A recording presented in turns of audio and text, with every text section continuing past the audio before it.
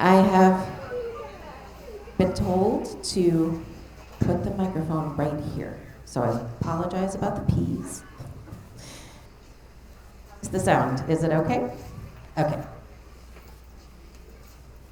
All right, I'm going to turn it over to Principal Barrett to launch. Good morning, everybody. Thank you so much for being here. Today is one of my favorite days every year. Book Character Parade is always like one of the greatest events.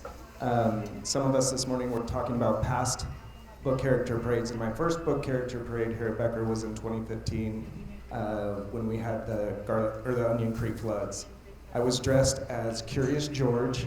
My kids, my graders, were here at PE, and I was in the other building in the annex. And so, as we all sheltered in place in the hallways in the main building, I ended up with kindergarten, crying for hours. And so I found all the books that I could pull together to read to the kids during that. And so that just kind of is a story about, the history we've had here in this building. But I was really grateful to see all of you this morning. It was an amazing turnout, so thank you so much. And thank you for your support of our campus and our community. It really means a lot, and over the last weeks, we have definitely been feeling the Becker love from our community, so thank you. Before we get started, just a couple of housekeeping things. When we get to doing questions, we would like our community to come and stand at the cones for the questions. And as Victoria said, we need to have the mic here close so that it works well. So thank you. I'm going to go ahead and pass it over to Victoria. Good morning, everybody. My name is Victoria O'Neill, and I'm the Executive Director of Campus and Family Engagement. Happy to be here with you today, along with Superintendent Segura and the team of experts that we have here to help address your questions. So first, we will review the agenda. Thank you to Principal Barrett for hosting us and providing a warm welcome. We will review the meeting norms and purpose, and then provide a very brief overview of your campus-specific proposed changes. We'll do some introductions of the district staff who are here, and then we have slides that respond directly to comments that were submitted on the comment cards, and we can talk about next steps. Of course, we will also take questions from the room, so we can intersperse the questions from the comment card with questions and comments from the room. We can also be responsive, so if a question on a comment card pops up and everyone's like, yeah, we got that, then we can skip it and move on, right? So we're here to have a dialogue. So for our norms, we definitely acknowledge that the challenges we have here today and the coming together of ideas and solutions make our district stronger, and so we are looking to build the future together. We would like to honor the time that we have here today, and so we do ask each speaker to hold to 1 minute and to allow as many voices as possible, and then also one opportunity for one question, right? So if you have multiple questions that are unrelated, we ask that you pass the mic, and then we'll try to come back to you for your second question. And when we are speaking to have speak to each other and make sure that we hold a community of respect. Yes, please allow folks to one speaker at a time and to avoid interruptions. The process here today was shared by myself with the agenda and Principal Barrett, and this meeting format allows us to have the widest variety who are here and to respect the time and space that we have. And we may disagree on the ideas, but we all have a positive intent for the future for all of us, and that is our shared goal. In terms of honoring space and voice, we do want to allow as many people to participate as possible, so please be mindful of how many people have spoken and how many might like the opportunity to do so. And we are here to focus on ideas, solutions, and understanding, and to embrace transparency and empathy. Difficult questions are difficult, but we all can work together and hold a spirit of compassion and respect here in the room with us today. We also have the norms in Spanish. All of the slides are bilingual, and we have our interpretation team on the side of the room here. So if there is anybody who would like simultaneous interpretation into Spanish, we have the team and the equipment to do so. So si alguien necesita interpretación entre español, el equipo está en este lado con los dispositivos para escuchar en español. Okay? So again, our purpose is to respond to the questions submitted via the comment card. Every single of the almost 7,000 comment cards that were submitted were read and digested. Much of that content will be reflected in the revised document that will be released today. And there were valuable questions that were raised, things that were brought up, and so we want to provide responses to questions that were submitted directly from the Becker community. We want to continue to grow our understanding of the proposed shared understanding of the proposed changes, and to gain insights that will continue our refinement process. We aren't done, and we continue to listen. And so at this point, I will turn it over to Superintendent Segura. All right. Thank you all for being here this morning. You know, this is what you want in Austin ISD. You want families to show up, to advocate. We have incredible schools, and I just want to express my sincere appreciation for showing up and supporting this incredible school. Before we get going, I do want to acknowledge we have a couple trustees here. We have our board president, President Lynn Boswell, who I know that you'll know. We also have Trustee Kaufman and former principal Becker. I also want to take a moment and just share with you, Trustee Gonzalez didn't expect to be here last night after the board meeting. When he got home around 1 o'clock, his house was full of smoke, was fire. So we've been providing support. He really wishes he could be here, so just wanted to kind of let y'all know that was going on in the background.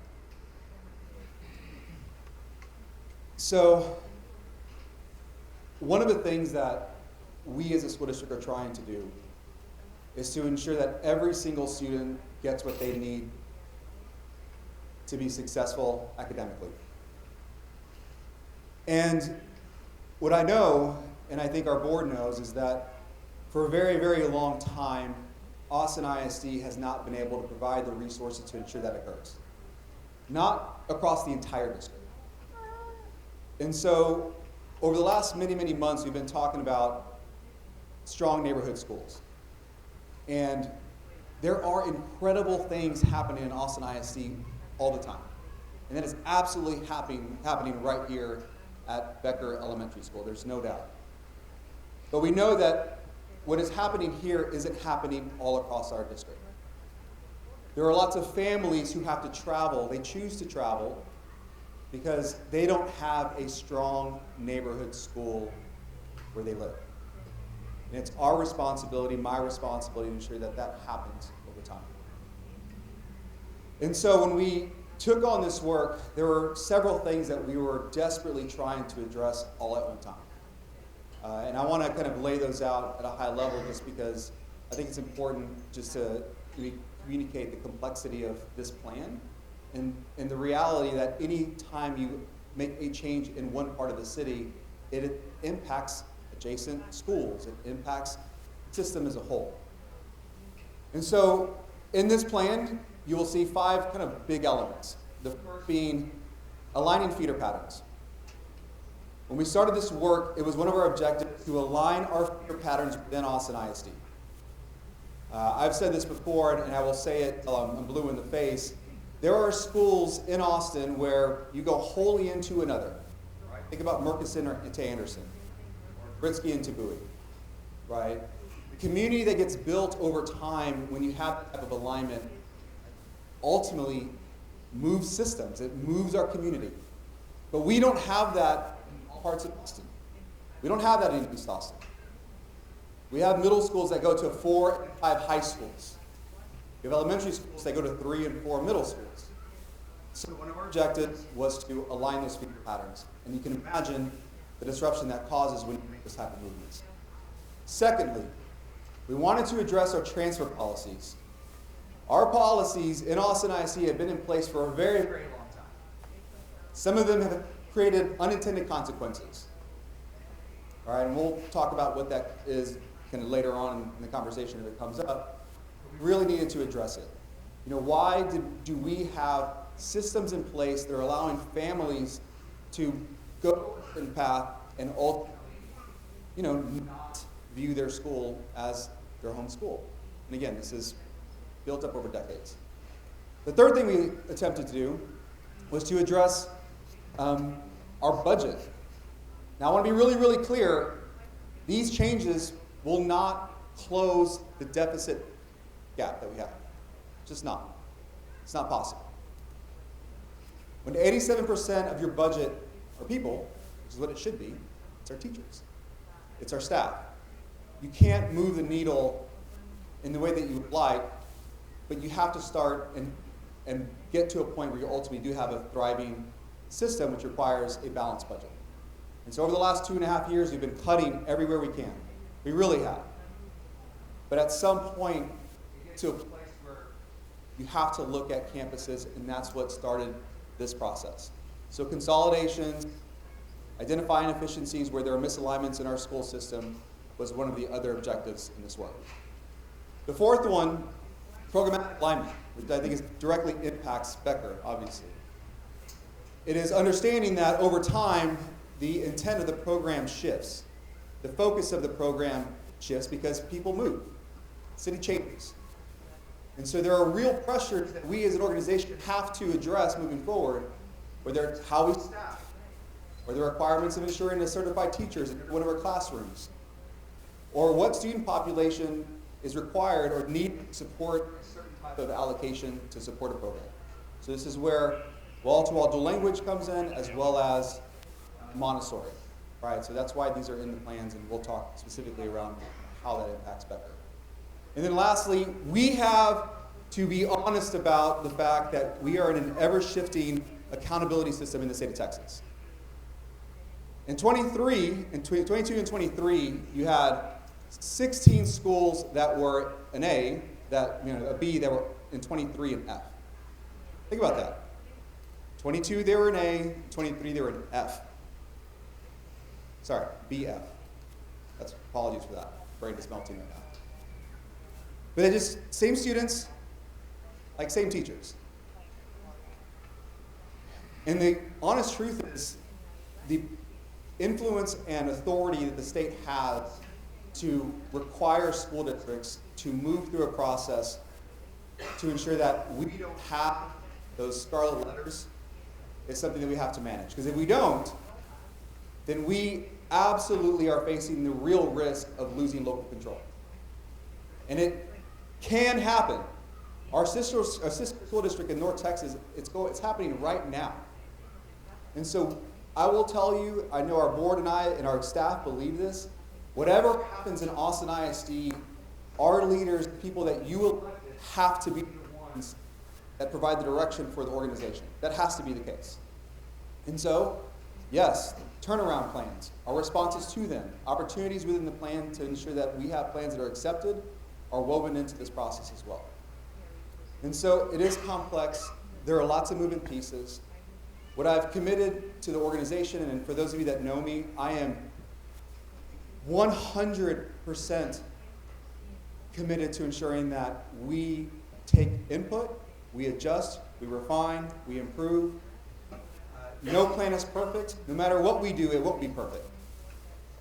But the one thing that we cannot do is just continue to delay. What I will share with you that in my experience here in Austin ISD, we're really great at making plans. In the last 50 years, we've made lots of them. We're not that good at implementation. And so as we move forward, one of the things that I've observed is the reason that occurs is because we make decisions way too late in the process to give our families time to plan. Like that is the one thing we cannot give up, is the ability for our families to plan. And our ability to ensure our work. So I just wanted to share with you where we are as a school district, why there are so many things in this. why it is on this timeline. I've worked with our board. We've taken feedback in the work session. Yes, there's a draft that's coming out, an updated draft that's coming out today. There'll be one that comes out next week as well. You know, we are very thoughtful about version control. I don't want to go to one community and say, hey, we made these changes, and then 2 days later go to a different community and then share it with them and not have it go through the entire system. So we are very thoughtful in the deliverables that you'll receive. You'll see red lines. You'll see the connection to the comments. Every single comment, every single conversation is cataloged, evaluated, and we will make changes, and we have, and you'll see that in the plan. So we can go to the next slide, and then I think it's really important that we kind of get to questions sooner than later. A little better, sorry, kind of a loud talker. So this is in the Becker Elementary School plan for the deliverable. We are proposing that the zone students, the students that are zoned to Becker, are reassigned to Zilker. And that the wall-to-wall program moves to Sanchez Elementary School. So a couple things I want to communicate that kind of informed how we got to this specific solution at that time was the realization that, you know, where are our emergent bilingual students? Where are they in our school district? And what we know is that in order to provide access to our students and families who have historically been underserved, we need to move to where they are. And so as an overall kind of philosophical approach to movement of programs, we made that recommendation. Right? And we did it in a way and created the placement in a way that allowed for all the other dual language programs, because we have over 50 of them, to still be healthy, still be thriving. At the same time, it also addresses a requirement in our turnaround plan for Sanchez. Right? So this is one of those things where two kind of different objectives in the plan are coming together.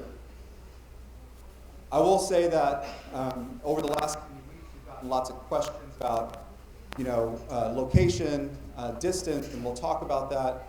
We've gotten questions around, you know, what happens if the turnaround plan is approved, but, you know, the program doesn't move. The reality is that, you know, the turnaround plan for Sanchez still has to continue. It has to.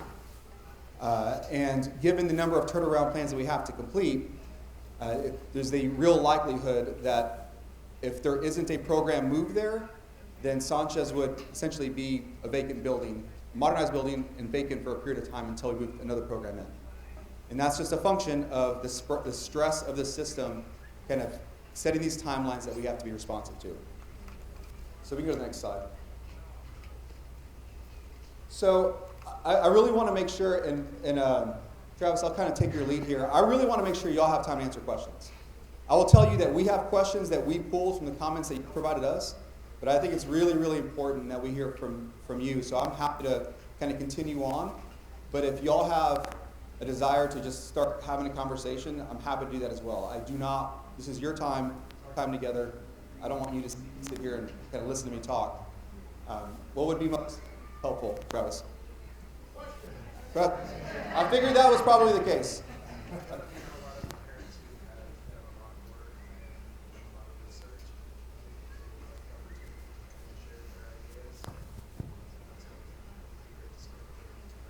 Okay, y'all good with that? All right. Do we have a second mic?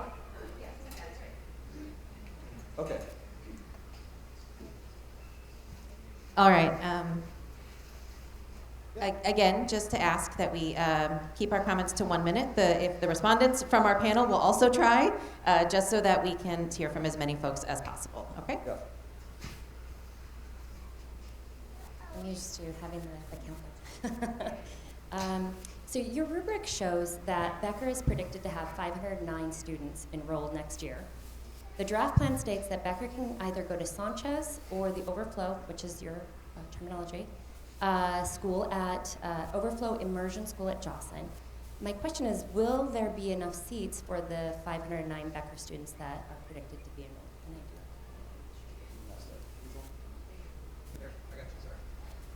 Between Sanchez, Odom, and Jocelyn, yes. there are enough seats for any current dual language student here to enroll in the program. Follow-up question. I guess I'm confused because the data shows that there will not be enough seats at Sanchez and Jocelyn to fit the current Becker students, which I've done the data looking at your rubric, and the capacity at Sanchez is 532. If there are 317 EB students that are predicted to be enrolled there, and you currently have 106 English proficient students there. If, let's say, roughly half of those students stay, then that means there's only 162 seats that will be available at Sanchez. There's not going to be any at Odom. I can go through that data, but that'll take up my 60 seconds. And at Jocelyn, right now, they have a 412 capacity, and they have 54 EB students and 193 that are English proficient. And if all of the EB students stay, plus let's say again roughly half of the English proficient students stay, then there will only be 262 open seats at Jocelyn for us. The math doesn't seem to add up. We're at least 50 to 60 students short from that 509 students that are there. And so what looks to me is that we're going to actually be fractured across not just two campuses, but most likely more than two if everybody remains in district.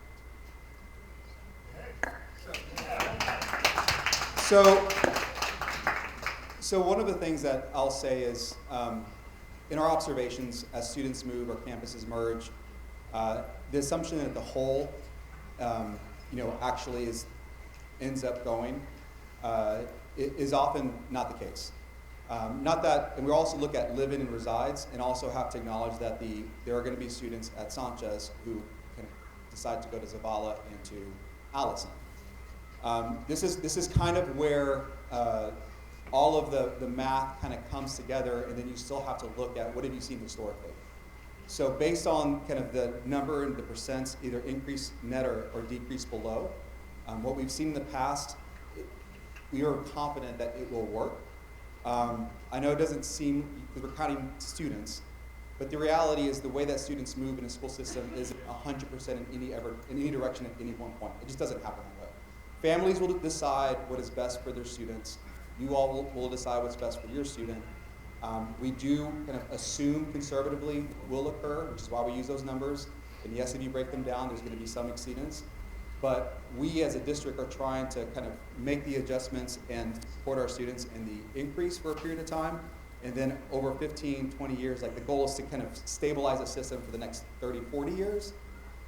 So we understand that. We have looked at the data. Yes, you're right. If you make those assumptions, you are a little over, but we're confident that it will work. Anything else? Richard, want to add? No, that's exactly right. There's a lot of moving pieces and a lot of choice that still does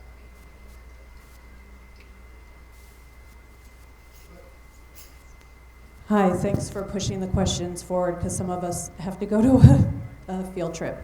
My name is Ann Saldivar. I have a pre-K 4 and second grader. I wanted to say two things. I was hoping to dispel the myth, conspiracy theory I heard at Sunset Valley that a bunch of us were going to try to move en masse to Odom. I've heard from other parents that there are families who are, because the majority of us live southwest Austin, there are people zoned to Odom. There are people in that neighborhood that are zoned there doing tours of the school. So I feel really bad that we've been represented as, being entitled and trying to take over. And I just want to reassure you that that's not the sentiment of all of the parents here. Also, many people like myself will not be able to go to Sanchez, not as a rejection to the letter grade, but because right now this is 15 minutes on my way to work as well as for my spouse. To go to Sanchez, which we would absolutely love to go with Mr. Barrett and all of the exceptional teachers who go above and beyond, and in large part because they're supported by families that have the wonderful privilege of the flexibility to be at meetings like this because of their work schedules and because of their economic situations.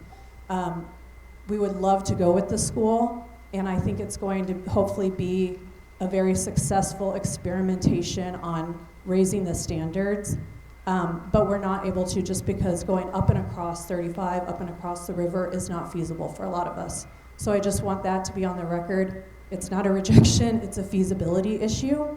And then secondly, sorry, I feel like I'm talking too much. I just want to say, I said to Mr. Segura, my family, we transferred in from a Title I one-way dual language class. I know this, I'm going to take some heat for this, but I want to sincerely say thank you. We, last year in kindergarten, my second grader had an amazing teacher, God bless Ms. Gonzalez at Crosuric Elementary. She had pre-K 4 and kinder, 30 students at least. She was an amazing teacher. In first grade, our certified teacher had to leave by November, suddenly, without any warning. And then the teacher that stepped in did her best, but was not fluent in Spanish. My child had to act as a translator, and nor was she certified. So she would miss class to try to catch on certification. So I really genuinely appreciate this equity issue, and I look forward to hopefully having certified bilingual teachers with the kind of support the teachers receive here at Becker at schools like Crosuric. So thank you very much. And thank you to the Crosuric families, because I am convinced 110% my child's Spanish language as the only non-native speaker in his class is why he's fluent now. So thank you.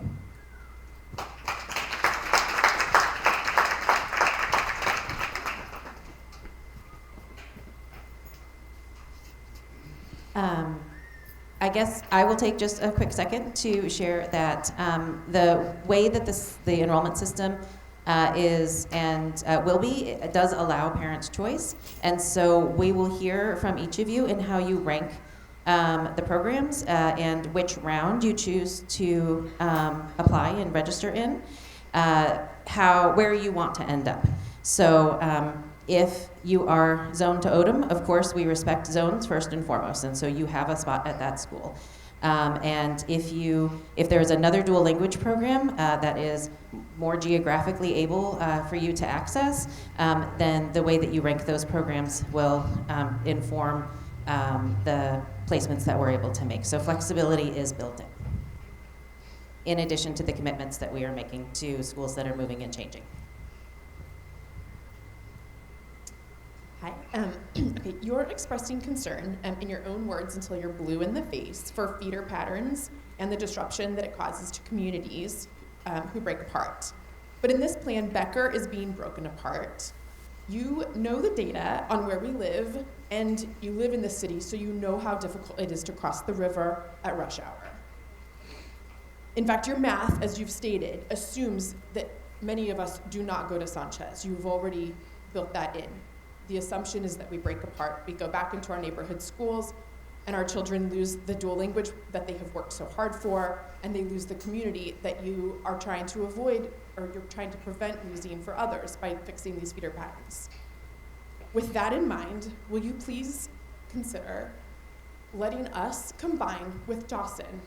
Closing 2 neighborhood schools next to each other is painful. Zilker has a very difficult time keeping their dual language program alive because it's so small, and we've spoken with many families at their campus who would be glad to have the choice to choose between a combined Becker-Dawson dual language program and staying with their friends at Zilker. They understand that they may not be able to keep dual language alive at Zilker for much longer. This would solve the immediate overcrowding problem at Zilker that's going to happen with new lines being drawn. It would help their community stay together, and it would solve for the 2 neighborhood schools being closed next to each other and all of the EB and heritage families who live in this community. Will you please consider letting us combine?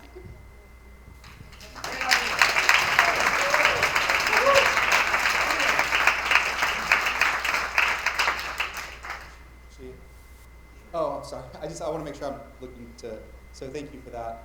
This came up at the board meeting, the work session about exploring it, and we are committed to exploring all feedback that comes from our communities. And it's also very helpful when there are solutions that y'all provide to us, or ideas. I mean, because you know the community best.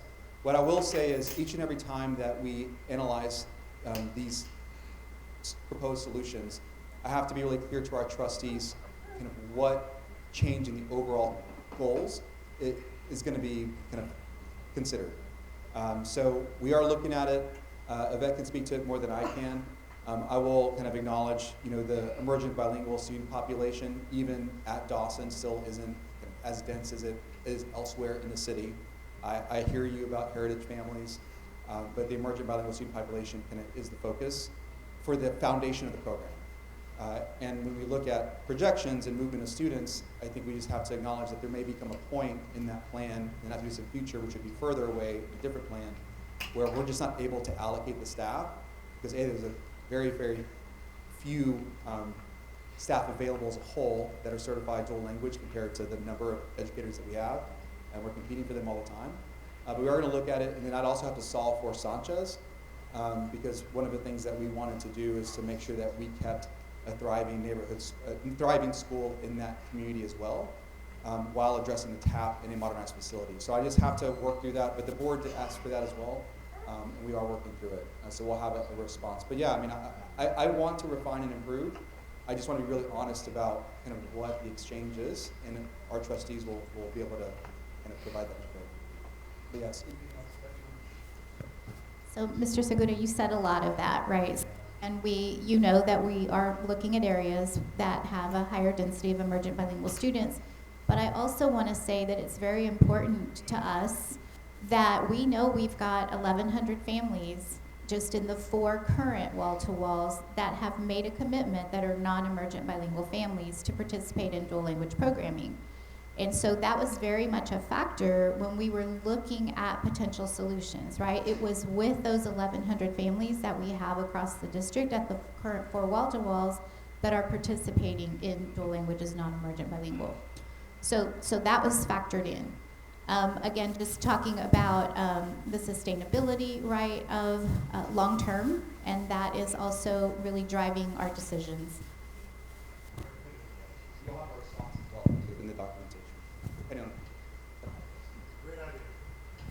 So just one other thing to clarify on that, I think what our proposal says is to not, instead of Sanchez, it would be in addition to Sanchez. So a 5th dual language school for South Central Austin, just to clarify. That's kind of the proposal. Like we, I think, have been very clear in not advocating for any other school closures, but just representing why we think that a wall-to-wall dual language program in South Central Austin makes sense. I just want to make that clear. Yeah, go ahead. No, please. I don't want to, it's your time. I don't want, she was going to get out of cover. So they stole all my questions. Okay, here's one. So I think one of the things that I'd like to understand from the district is, when we talk about programs and obviously wall-to-wall, dual language, Montessori, single gender, that all kind of gets lumped together. But when you double-click into that, dual language actually is more profitable per student than some of these other programs like Montessori because of the additional state funding. And so I guess I do take a little bit of issue with lumping that all together because it is different. Even when you subtract for the additional $7,000 that you have to pay each teacher for that certification. So if you could just talk a little bit about, yeah. Yeah, no, so I very much appreciate kind of the question or the comment, because most people don't break them apart as far as different types of programs we have, so I have kind of communicated that way out, but you're absolutely right. Montessori does not have a different allocation as we code students who are identified as emergent bilingual receiving dual language education from the state. And so you're absolutely right. There are different costs for different programs. Single gender, that is very different, because we have Gus Garcia, we have Bethesda Lamines, we have Ann Richards. We don't look at them all together, just to be clear. But when we communicate around programming as a whole, most communities kind of identify different programs and pull them together. That's why I communicated that way. But we don't look at it that way. I agree with you. You're 100% right. We do get additional funding for this students that are in this program, this specific program. Okay. And I would also say that every time the program also contributes to the cost per student. So we staff to language. One of the things that's unique to us is that we make that commitment. So if you have a school that's running different programs, and we're staffing by language or by program, then all of a sudden you could have 4 classrooms, each one of them be 14, 15, or 18 students. But if they were all the same program, you probably would be able to reduce, one teaching allocation. So we make those adjustments, and that's why it doesn't always tell the whole story. You have to kind of get into the weeds of it all, but you're right. I just wanted to make that kind of note. Like, the more complex a program is at a school, the more costly it's going to be. And then second question is really around the identifying where the emergent bilingual students are, right? That was a big driver in why we're going to Sanchez. And so, obviously you guys have more data to look at than we do, but by our math, South Central Austin does have a strong emergent bilingual program. And even if you go zip code versus zip code, we're at least equal with the Sanchez zip code because of the gentrification and the Airbnbs. Yeah, so I was going to share too that we were looking at with the demographers like density, right? The heat map. Just density. So there are emergent bilingual students in the South. There are. They're a little more spread out. It's not as dense, right, as some areas. When we talk about that kind of southeast pocket, right, there's several schools around there that have higher numbers of emergent bilingual students. So together, that area has more dense. I also wanted to just clarify something about staffing. So I appreciate Mr. Segura talking about we have made a commitment as a district to staff our programs, right? So it does maybe bump up another classroom, another teacher allocation. Right now, it's not just unique to Austin ISD. We have a shortage of bilingual educators.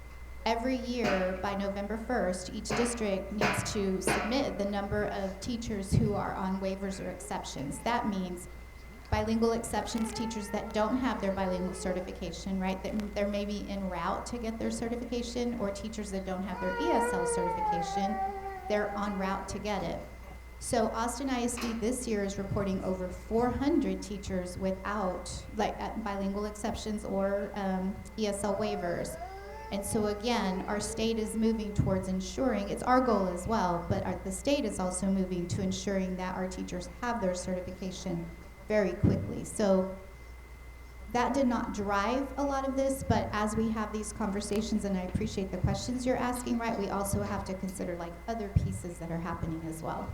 Absolutely. And so the one last thing I'll say is our proposal does include, as part of it, having a program that increases and has a pipeline, if you will, of dual language certifications, from recruiting from UT Rio Grande Valley, A&M, we've talked to some of those campuses, and have them come in and maybe come to a place like Becker, get certified, get mentored, and then go into other parts of the community or the district as part of our proposal. So just take that. Thank you so much.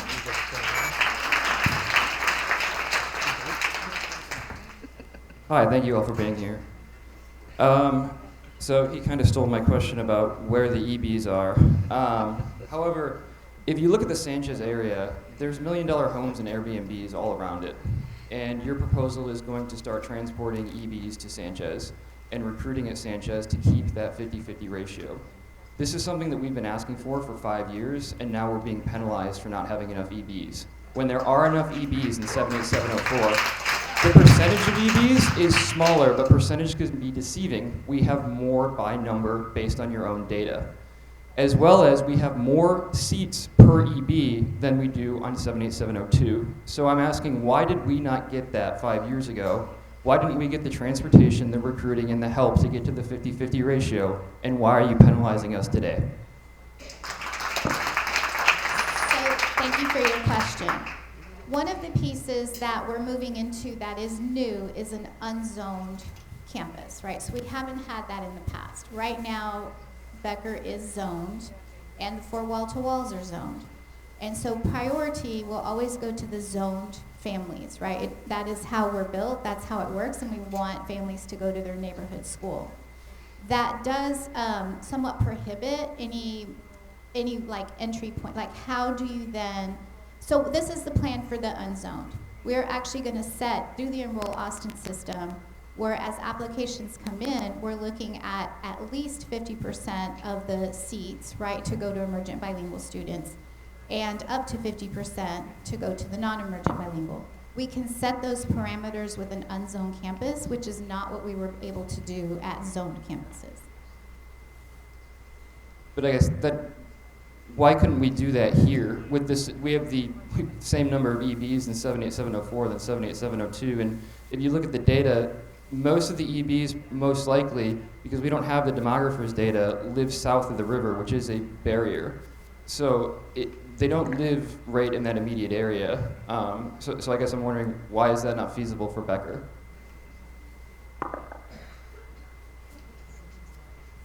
No. I do want to state, and maybe Rachel can tell us better, but there are students that are currently attending Sanchez that might be a little to the south or a little to the west, like in different areas. So they are currently receiving transportation and currently attending Sanchez. So we're considering all of the students in that area. I don't know what their zip codes are. So I just wanted to share some Becker-specific information that's related to what's been shared. We talked about the bilingual exemptions and waivers. Currently, we have 9 teachers that fit that category here today. It's been an ongoing challenge since COVID with teacher turnover, teachers leaving the industry.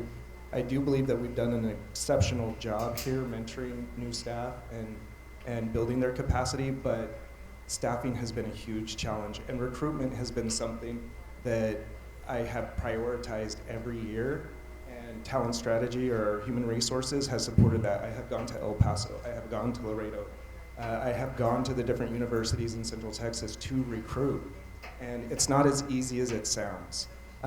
When I'm in El Paso talking to candidates, recent graduates there, they're like, 9 hours is a long ways, and my family's like this. That's a hard sell for me. I get the same response from candidates from Laredo. San Antonio, we have a little bit more luck, but it's an hour and a half away. But recruitment is really challenging, and the district, myself, and our talent strategy have put a lot of time and effort into recruiting. So just put that out there for a little bit. There's one other thing that I think is important to understand.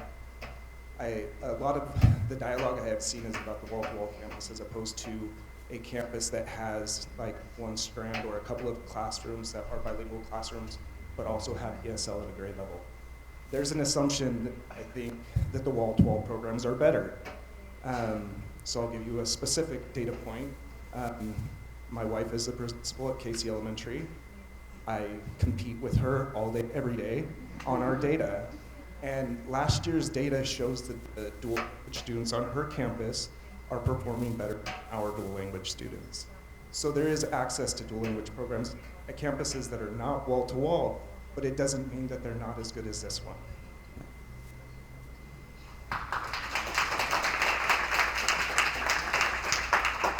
So if you're asking about 5 years ago, why this is, I think, one of the things that we're running into now is we are having to make bigger decisions because we didn't make decisions in the past. I can't speak to that. The board wasn't here. I wasn't here. But there are lots of things that we're running into now that we wish we would have addressed decades ago, 5 years ago, et cetera. Regarding density of students, we have the maps. We don't share them broadly because we don't want, for various reasons. But our trustees have seen them. We have seen them. We obviously work with them.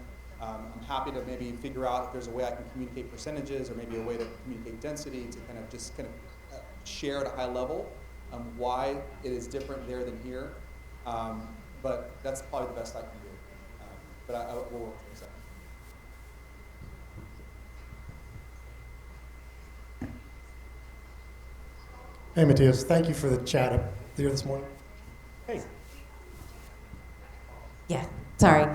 So there are some families who need to go on a field trip. They are chaperoning, and they are asking if the folks who don't have to leave would cede, and so that they can speak first. Would that be okay? Okay.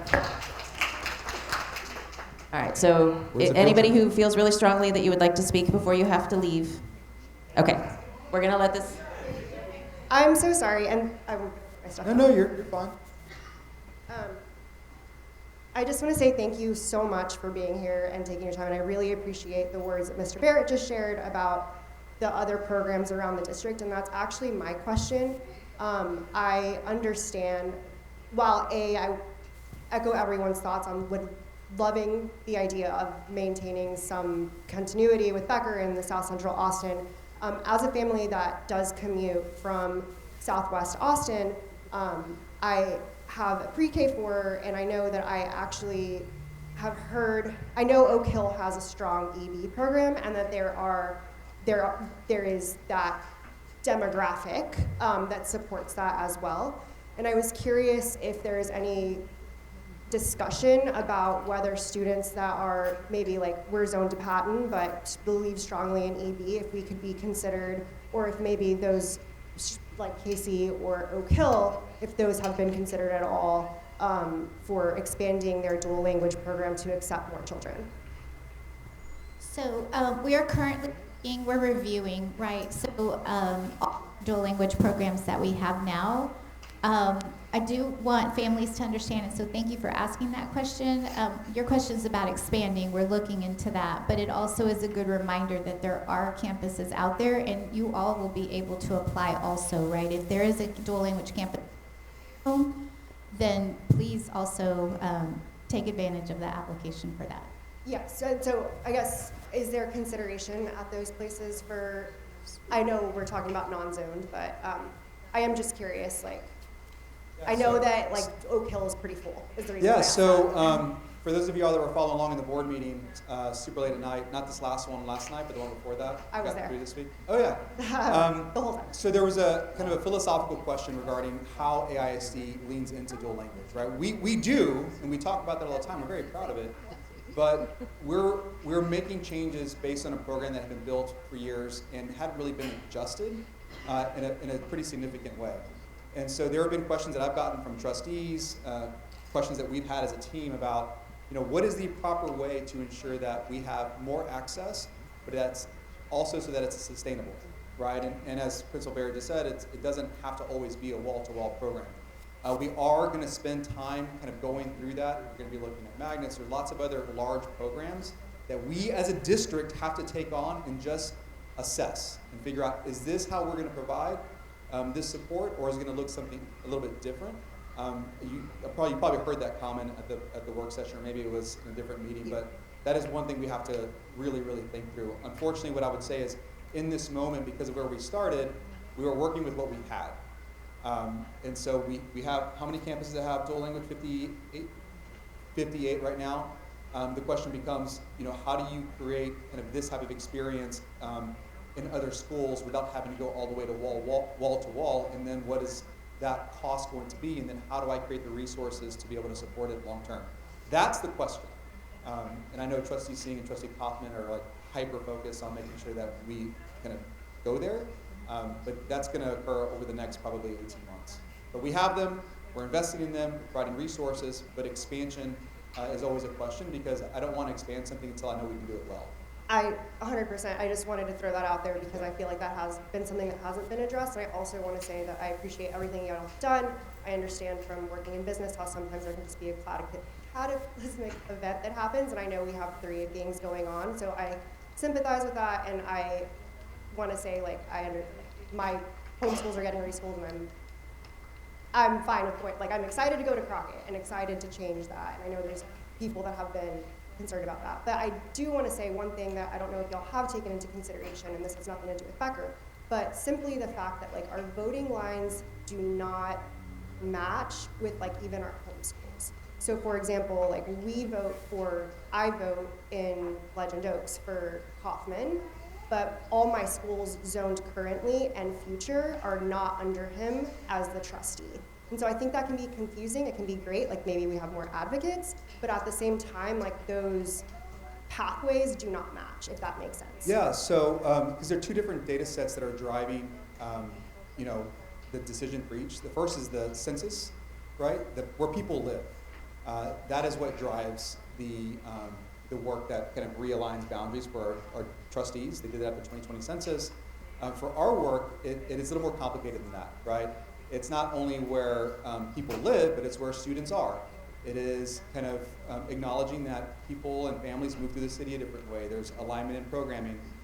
So they don't always match. They're never going to match. I've never seen them match, really, unless it's a really, really small school district. But yeah, that's the reason. I don't know that we'll ever get to a place where they match totally. But I wanted to, and it's always a balance of population. So you can have a high school that has a less dense population, and then because the census is really based on density of people, you're going to see that shift. So that they're just never going to match. But we try to do our best to kind of create balance within the high schools so that each trustee has a certain number of high schools as best we can. But they're two different data sets. So do you just like write all three then? Because like I would be writing to Hoffman, Boswell, and Gonzalez. Is that like serious? Like I mean, it's a serious question. No, I would, yes, three. I would say three for sure. All is also good. Yeah. Okay. It's just a curious. It's just a like. Yeah. Who's advocating for you is really thing. Thank you. They are all advocating all the time. I will say that.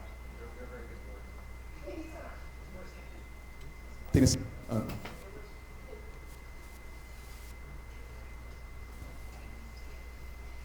Matthias, thanks for the chance to chat beforehand. And our discussion was about big picture. Big picture, your legacy, your financial wisdom, how you want to be remembered. This portion is going to be more Becker specific. Put my Becker hat on. My wife Ginny and I are 16-year Becker families contiguous. Our fourth child is in fourth grade, so we've been here for 16 years. Started in 2011, I was on the Dual Language Advisory Council, the very first one of two parents in 2010 to choose the 4 pilot dual language schools, Becker being one. That was the catalyst to change the school to make it what it is today, and the people you see around you. But the history lesson goes farther back, 1936, and I'm sure and hope you guys know this. This is sold by $1 from the Herman Becker to the school district at the time. Fast forward now, the Herman Becker descendants have made a statement, which I hope you've written by our neighborhood community has told you this. They intend for this campus to remain as a public education. So pause there. What do you guys do about that history? Herman Becker sold this to the district for $1 in 1936. It should remain as a public educational facility.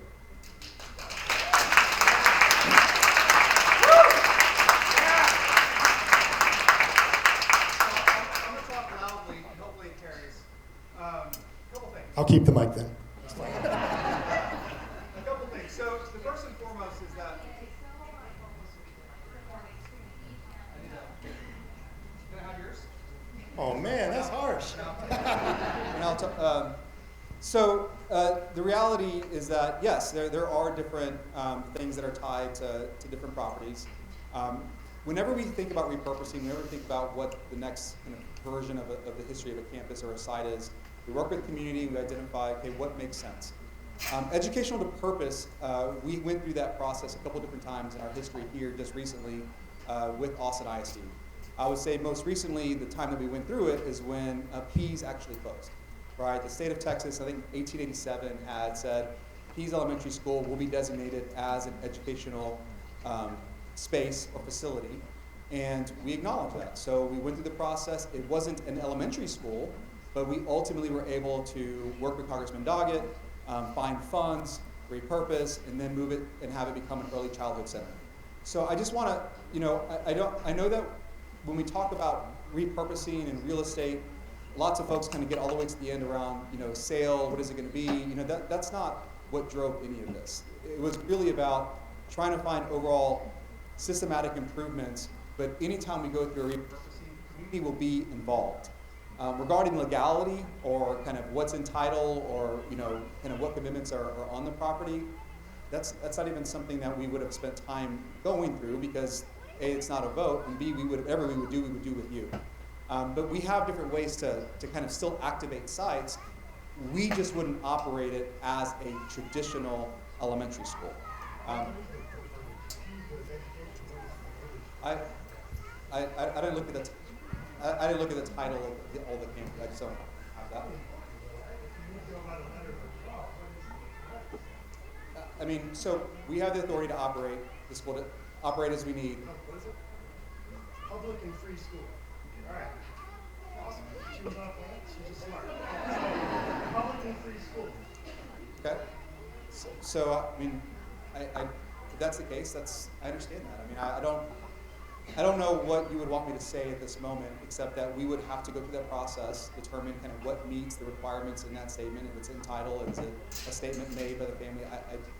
So. But it should be known before you shut us down, right? Like, it'll be after the fact. Oh shoot, you didn't read the document. So in Austin ISD, just to be clear,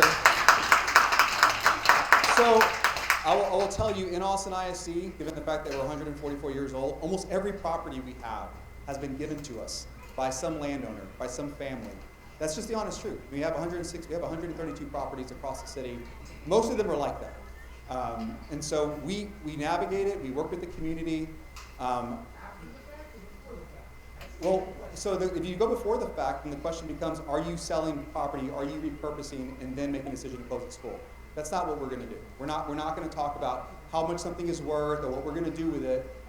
Educational purposes first, and then we work with community to figure out what the solution is going to be for that site. And then, if it's in title, then we'll work through it. I mean, we're not going to we're going to do it the right way. But we wouldn't, just given how all these properties are, that's pretty kind of familiar to us. Like, that's something we run into quite a bit.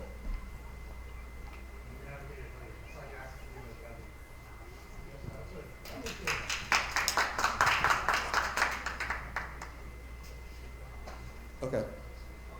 Got it. All right. Just for everyone, the microphones are designed to cut if sense of voice, and so keeping them closer to your face. Reminder. Please log into Frontline and be ready to submit your attendance when the bell rings at 9:45. Muchísimas gracias. Attendance taking. We'll pause for that announcement, and I will hand it over to Ms. Vasquez. Hi, my name is Ms. Vasquez. I am a PE teacher here at Becker. No, I can hold it. I am I was an AISD student, AISD alumni, and I'm a current grad school student at UT Austin for Educational Policy and Planning. When I watched the workshop meeting, Trustee Singh brought up how there are campuses that have a dual language program but do not have the needed bilingual educators now. By creating 4 new non-zone campuses, are we creating an even bigger strain on the critical demand? We have kiddos also in ESL classes that don't have a bilingual teacher. Trustee Foster noted that non-zone schools can be inequitable over time because they lack a defined community base. Is the hope for the families at these projected non-school campuses to stay now? To my knowledge, there is yet to be a... Is this still working? There we go. For a campus visit like this and community outreach, this is an absolute necessity. What guardrails will the district implement to ensure that these new zones will provide a quality dual language program on the east side? It's imperative that the district prepares for additional incentives to recruit our current AISD bilingual educators to high-need areas and to attract more to our district. It's also important for our district to prepare for how changes to H-1B visas could affect the national bilingual teachers we currently receive. I spent a decade working at Camacho Activity Center on Robert T. Martinez and Holly Street, and how quickly this neighborhood has been gentrified. The fact that Sanchez, named after a Mexican-American civil rights activist who campaigned for educational equality, remains 91% Hispanic is an act of resistance and one worth protecting. Oh no, I pressed something. I'll sit down. One thing I'm curious about is if previous consolidations or any special consideration to campuses that have already gone through a consolidation process recently. And finally, I encourage the district to provide campuses with a transparent roadmap outlining what happens if we don't meet key funding benchmarks in the next legislative session. Our proximity to the Capitol is an asset, and our families need to know what's at stake. I have full faith that given how our communities have already mobilized district-wide during this season, we could have a serious and positive impact on public education funding across the state of Texas.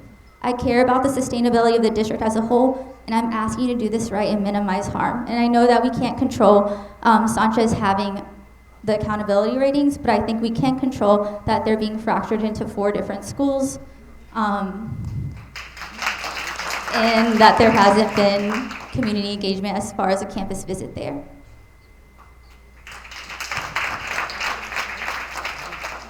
I'm going to start and then hand it on over to you. I want to say that you're right about a lot of what you just said. We are currently, like we have been, and not just currently, looking to see where our high needs campuses are, where the staffing needs to be, where the resources need to be able to support those campuses, right? And so I thank you for asking the question and stating that, because that's exactly what we're doing on our end. It really is a prioritization, right, of the students and the communities that need our bilingual teachers the most, right? So we are looking at it and have been looking at it. I'm going to pass it on over. No, I mean, you said it well. The only thing I would, my only response would be is, we have been fighting. You know, I don't want anybody here to think that we have not been fighting desperately tooth and nail the last many years to have the state provide additional support. You know, one of the things that's kind of added a lot of pressure recently is just the changes in the federal government's policies, whether it's title funding or the way immigration is being addressed. That has put severe pressure on this system. We do not want to create harm, but it's going to happen. I acknowledge that through any big change. And the way that you can mitigate that is have thoughtful plans and have time. You've got to have time to actually ensure those plans are thoughtful, they're ethical, they support our community, support our students, and that we can actually deliver. And so, you know, I appreciate the comment, and I'm right there with you.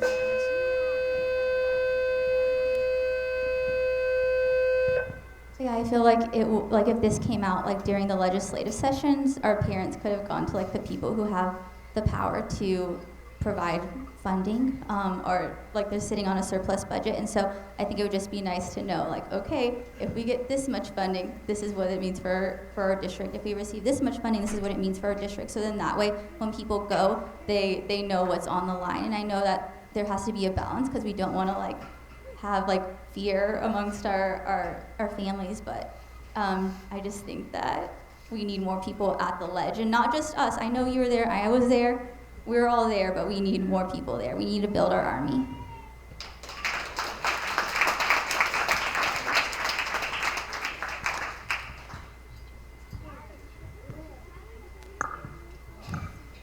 Hi, everybody, for being here. My name is Angel Bujanda. I'm a Becker parent. I'm a former Austin ISD bilingual teacher, always in Title I schools, Rumber area. And I'm saying all that because I will talk as a parent and as a former teacher. I want to start by thanking all the amazing professionals in this school. I've been blessed, privileged.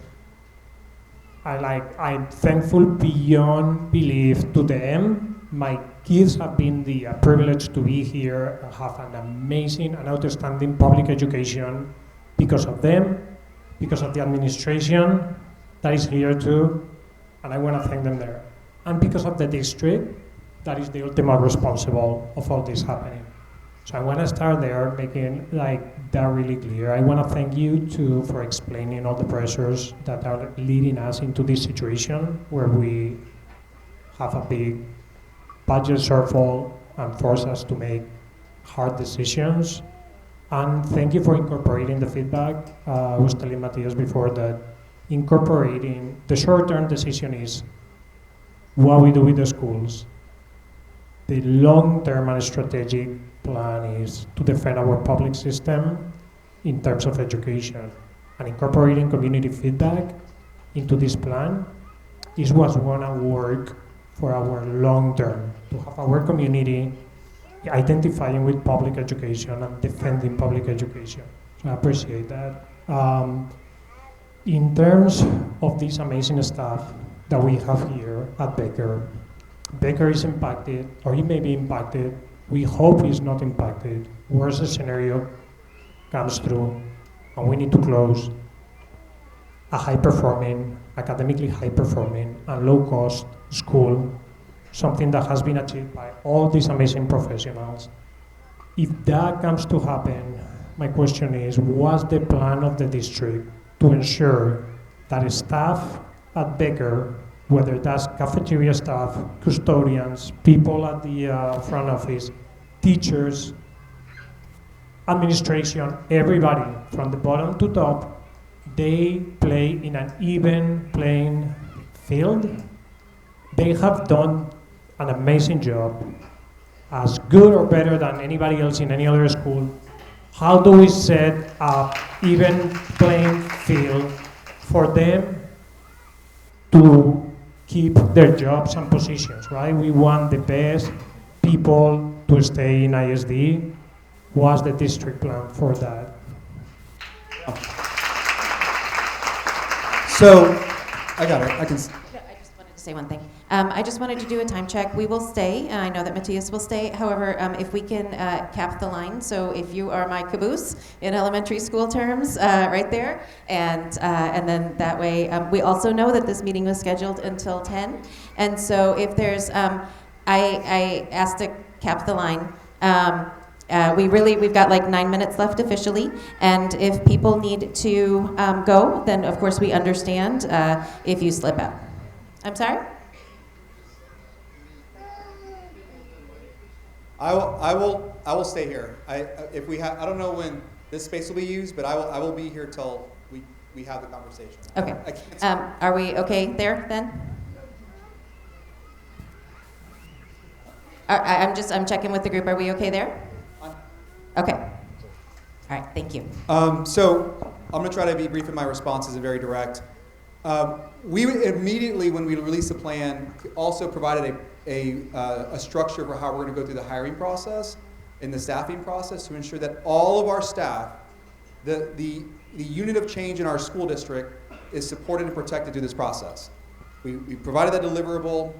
If you look at the deliverable, I'm happy to have Barrett or Travis. Sorry, you want you, Travis. Send it out, but what it says is this is the staffing plan for this transition. If it's a turnaround plan, there will be certain requirements. If it's a programmatic move, there'll be certain requirements. If it's a traditional consolidation, it may look a little bit different. We are going to hire, or I am going to select the principal in December. Like, it's important that we do that at that point so that that leader can then begin to go through and hire their staff. We at no point have ever said that a single person who is not already with Austin ISD wouldn't be able to stay. I've said that from the beginning. And there was like a post somewhere about we're going to fire 700 people. That's ridiculous. We never said it. It never entered our mind. That's not something we would ever do. We hire almost 700 teachers every single year. We have the ability, given our size, to ensure that everybody has a home. Now, I want to be really clear. There will be a focus on where the students are. So the students from school A go to school B. We would want familiar faces in school B because those students who came from school A had that experience with their educators, which is why placing the principal is important to do early. So you have that commitment from me. It's in the documentation. We're going to go through the placements. We are not opening external hires until late April. So we're going to go through the staffing process through January and February. Anybody that doesn't have a home, we will then begin to look at other campuses throughout the district and then go through match fairs. And at the end, before we open up a single position to anybody outside the district, we'll go and do placements if there is not, someone didn't find a home. But I'm very confident that the vast majority who want to stay here will have a placement at that time. The only thing I'll say also is we are sending a survey. We've had lots of educators and principals and staff say, hey, I live in North Austin, but I've been working in South Austin for 20 years. I want to try something different. We're taking all of that into consideration as we go through this process, and it's all laid out in that plan.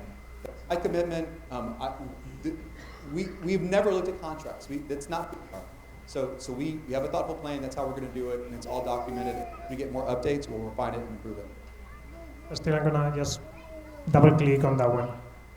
So somebody who is here that has done a fantastic job for years now is going to have to be looking for a job because this school has been impacted for the greater good of Austin ISD, while somebody that is in a school that has not been impacted is not going to have to be looking for a job.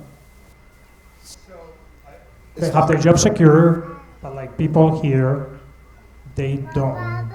So whenever I'm looking at transition between, so if there's an educator in a campus not going through consolidation, I'm not going to ask them to participate because they're already at a school. I mean, that principal has hired their staff, right? In transitions like this, right, or any one of them in our plan, the leader of the campus with significant support from the administration is going to kind of set the expectation for hiring. You know, what we don't want to have happen is get to a place where all of a sudden the staff who have been here supporting those students aren't at the school where those students went. That's what we have to avoid. So that is going to be the priority. Now, that may not happen because there's a different choice, or perhaps we're blending two schools, and there are some educators that, you know, just aren't needed given the number of the student population. Then we would work around and go based on preference, and then start that process. That goes for custodial staff, it goes for food service staff, it goes for everybody. I mean, we hire lots of folks. We have lots of opportunities to protect positions. I've been really clear from the beginning, if you want to be with Austin ISD, you will have a home. What I can't do is just guarantee. I was like, guarantee it. I mean, you know, that's kind of one of those things where never say that just because but that's our intent. The board understands it, I understand it, we have a plan in place, and we'll execute it that way. I got it, yeah, it's not about guaranteeing, it's about like having the same opportunities, right?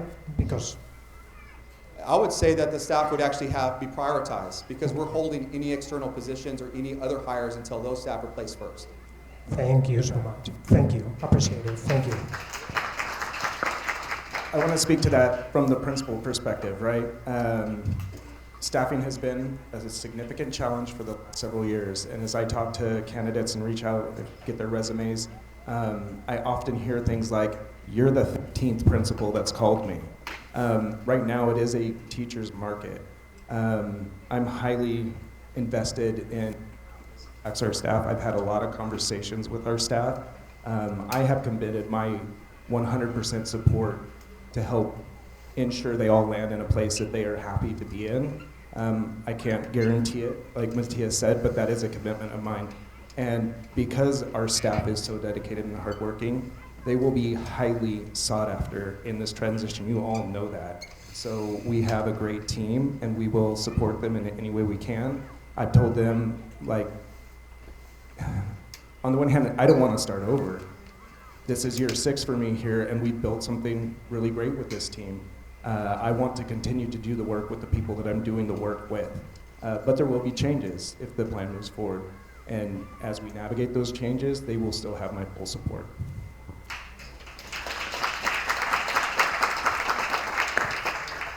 Okay, this is kind of the same for him. I've been working here like for 14 years. I'm in the cafeteria. Thank you. My question is like, I'm being here like 14 years. Where am I gonna go next, basically? Because I don't like this school to close. I've been here like for too many years for them to close it down. But is there any way that we can save it? And where's us gonna go?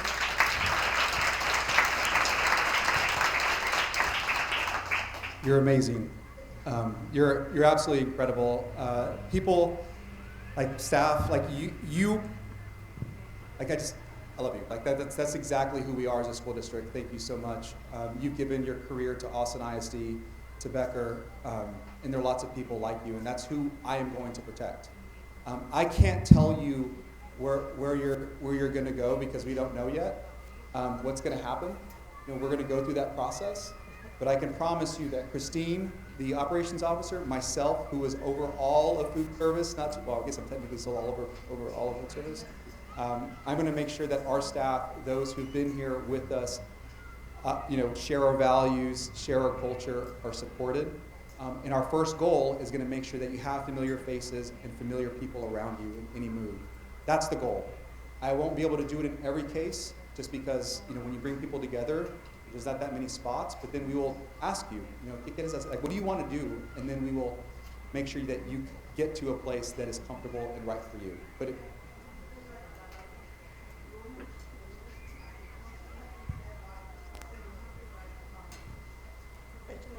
mean, I don't think it counts. I want to hear something like from you that is definitely like, if they move to Sanchez, are we going to move with them? Or wherever they move, are we going to move with them? Or we're going to see different faces? Like, I've been here like a long time, and I see my kids go 5th grade to middle school. I mean, I have them like from pre-K when they're babies. I can still have the pictures and all that. And to me, it's sad for me to see them leave. And that's all I wanted to know. Either we're gonna go with them or we're gonna go to school. Like you said, I mean, it's hard to say, but are we gonna have like something with even some familiar faces? Yes, that is my goal, 100%. That's what we want. We want our students to see you, like the ones here, wherever they go, see you in the line, see you as you move through the school. That's what we want. I appreciate you, and that's my commitment to you. So just thank you. No, thank you. No. Thank you.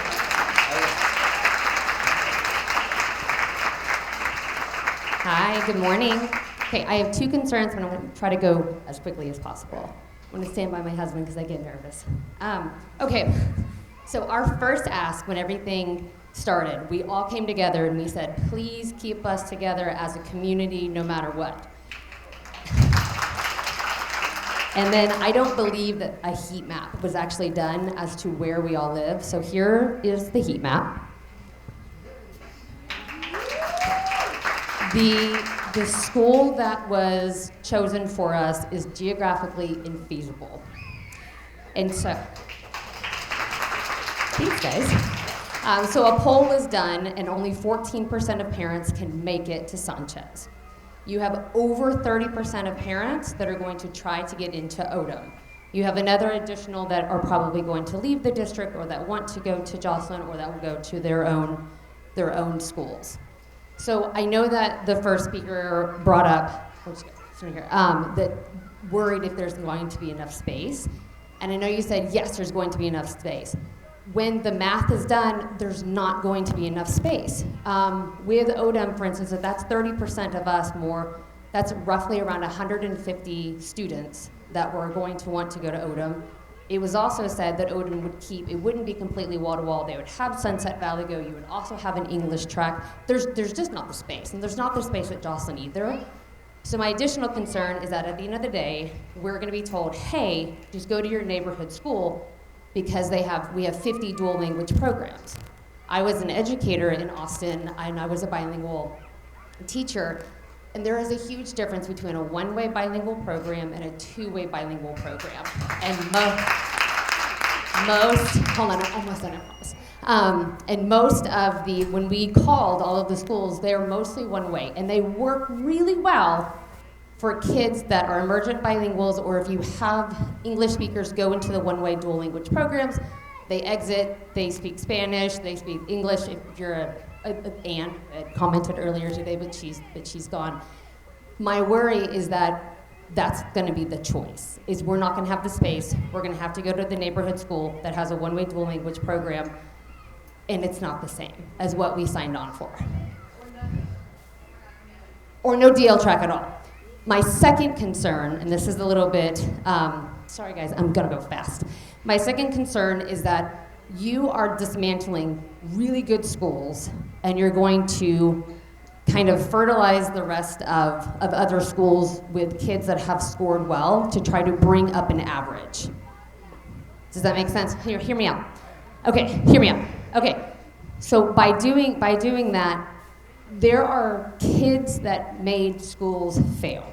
And although whenever there's going to be the disbursement of other kids, the schools will eventually increase.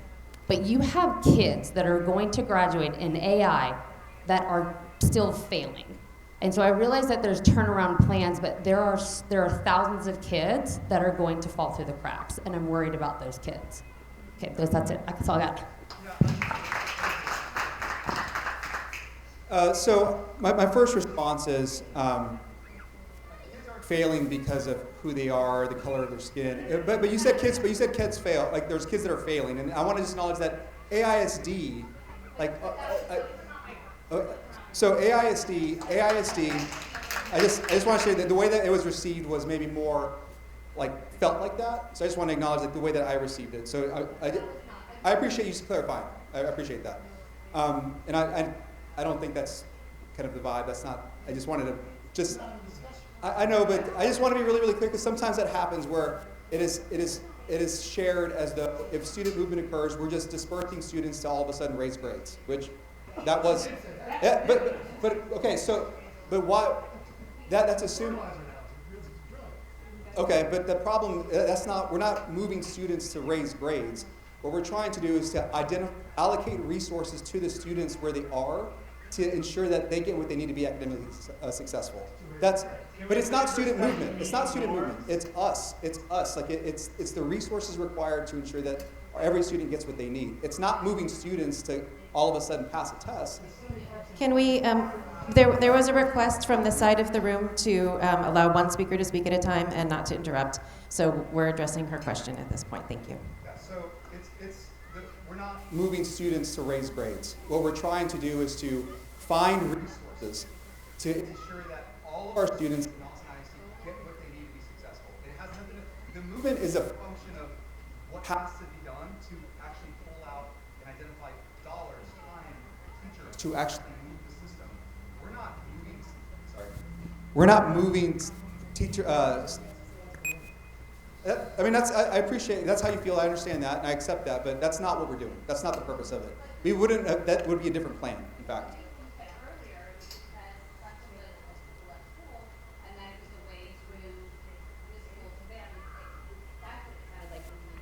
Spoke earlier today. Yeah. And when we had the meeting with during the coffee with the principal, it was also something that was mentioned that when you do disperse kids to schools that are not academically successful, it will lift up the overall average. And it's not. There wasn't a them versus us versus Brown versus that's not the money versus. That's not my intention. I'm actually concerned about kids that I think are going to fall through the cracks through all of this that's going on through the consolidation process. I got you. Okay. Yeah, I mean, I just, we don't have the fund. We're an inch deep, a mile wide. That's just the honest truth. If we want educators to be able to stay and have a chance of living in Austin, we have to compensate. If we want to, look at different ways of educating, to save money, we can do that. But we made decisions along the way that cost us real resources. We have librarians. That's not something that is covered by the state necessarily. We have licensed nurses. We pay for our own curriculum. We could save $8 million if I wanted to adopt a curriculum, but I can guarantee you, just about a single person in this room that want me to adopt that curriculum. So we protected planning time. There are things that we've done that have cost us just resources. And because we've said this is how we elect to educate our students, I now need to find those resources to protect that educational experience and at the same time be able to ensure that every student gets what they need. That is where the tension is in the system. So I know it's not a direct response to the movement of the students because we would never move students just to raise grades. That's not what we're trying to do here. But I can tell you that we do not have the ability to continue on and really move in a way that gets all of our students what they need to be successful no matter where they are. So and we can continue to talk about, hey. Hi. My name is Stacia Pascal. I serve as the Director of Strategic Planning and Organizational Effectiveness. And so I hear the heart of your question, so I wanted to just jump in. One of the things that my role does is think about, as we're making plans, how do the plans impact the humans at the center of the design, right? The humans in our students, our staff, our entire organization. And what we are seeing in this process is that there are many unknowns, which then create a level of fear because of the uncertainty. And so if I'm hearing the essence of your question, it is thinking about students being leveraged in the system and not wanting that to be an outcome. Is that right? No, I'm worried about the kids that are going to fall through the cracks. I'm not worried about the kids being leveraged. I'm worried about the kids that are going to be moved around during this consolidation process and that are never going to catch up. Those are the kids that I'm worried about. Right, exactly. So kids not having the needs met. So one thing I want to speak to that's happening, and it doesn't get publicized throughout all of these things, is the work of the Bridge team, and I'm a part of that team.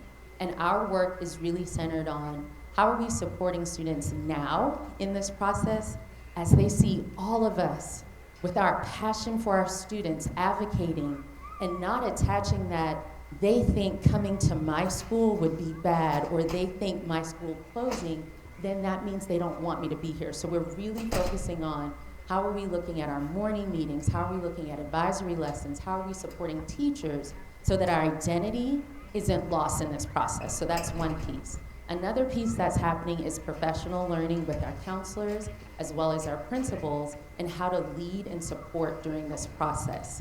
How are we identifying students who may have had other things happen and this becomes a trigger for them and they need to have extra attention? So are we doing our one-on-ones or our 7-minute meetings? That's another part.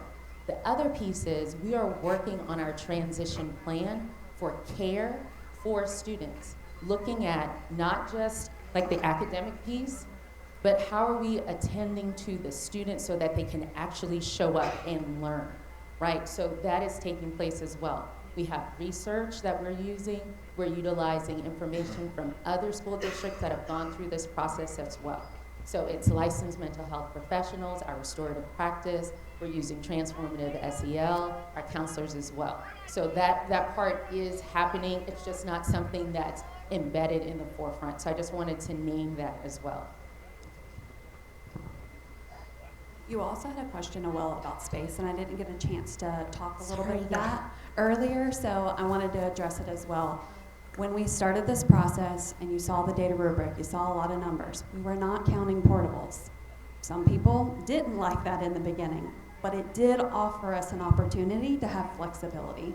And so we do have portables at Odom and Joslin that can be used during this process. I know when we originally put out the draft plan, there wasn't the grandfathering, the continuation transfer. The portables do allow us to do that. And so while they're not in the data rubric and those numbers, we have them on some campuses to have that flexibility. So I just wanted to talk through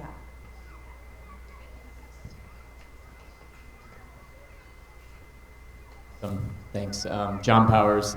One question I have on the plan, you talked about like, the whole rubric. I'm curious, like, there are other instances in the United States of consolidation, like specifically Chicago, for example, like 12 years ago.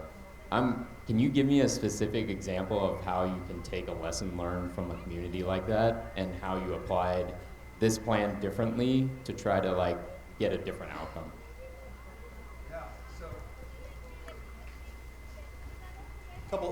Two things come to mind. So I've studied Chicago, San Antonio. I mean, there's been lots and lots of school districts, unfortunately, that are going through this. Chicago was the first big one. It was massive. A couple lessons learned, I would say, is first and foremost, the plan, the data, the process has to be tight. I will tell you, in my experience and what I observed, is that if there are questions around the validity of the data or how it came about, then there's going to be questions around kind of the outcome that you arrived at. I would say, two, being really clear about what informed the decision. So in 2019, when we went through consolidations last time, there was a lot of input, and then there was a lot of collaboration, and then there was an output, which was the list of schools.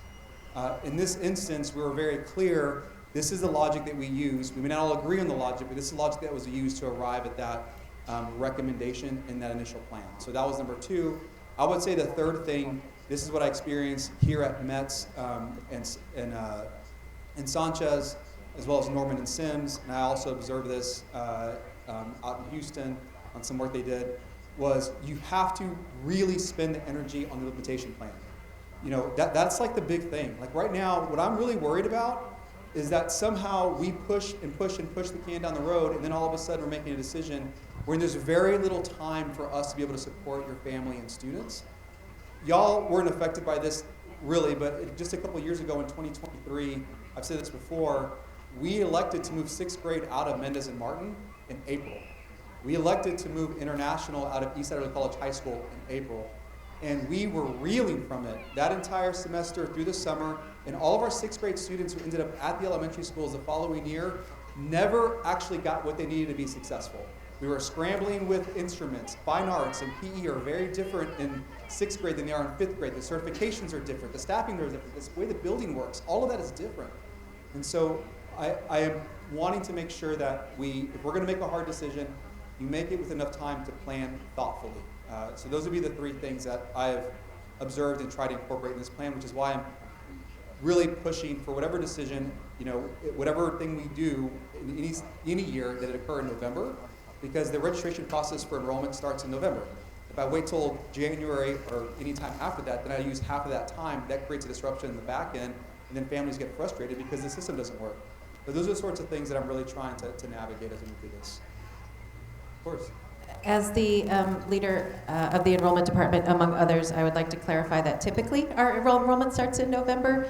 Please do not panic that things are happening tomorrow. Yeah. We do have a revised timeline for this year. Round 1 will open in January, and the precise dates we hope to share soon. But yeah, thank you.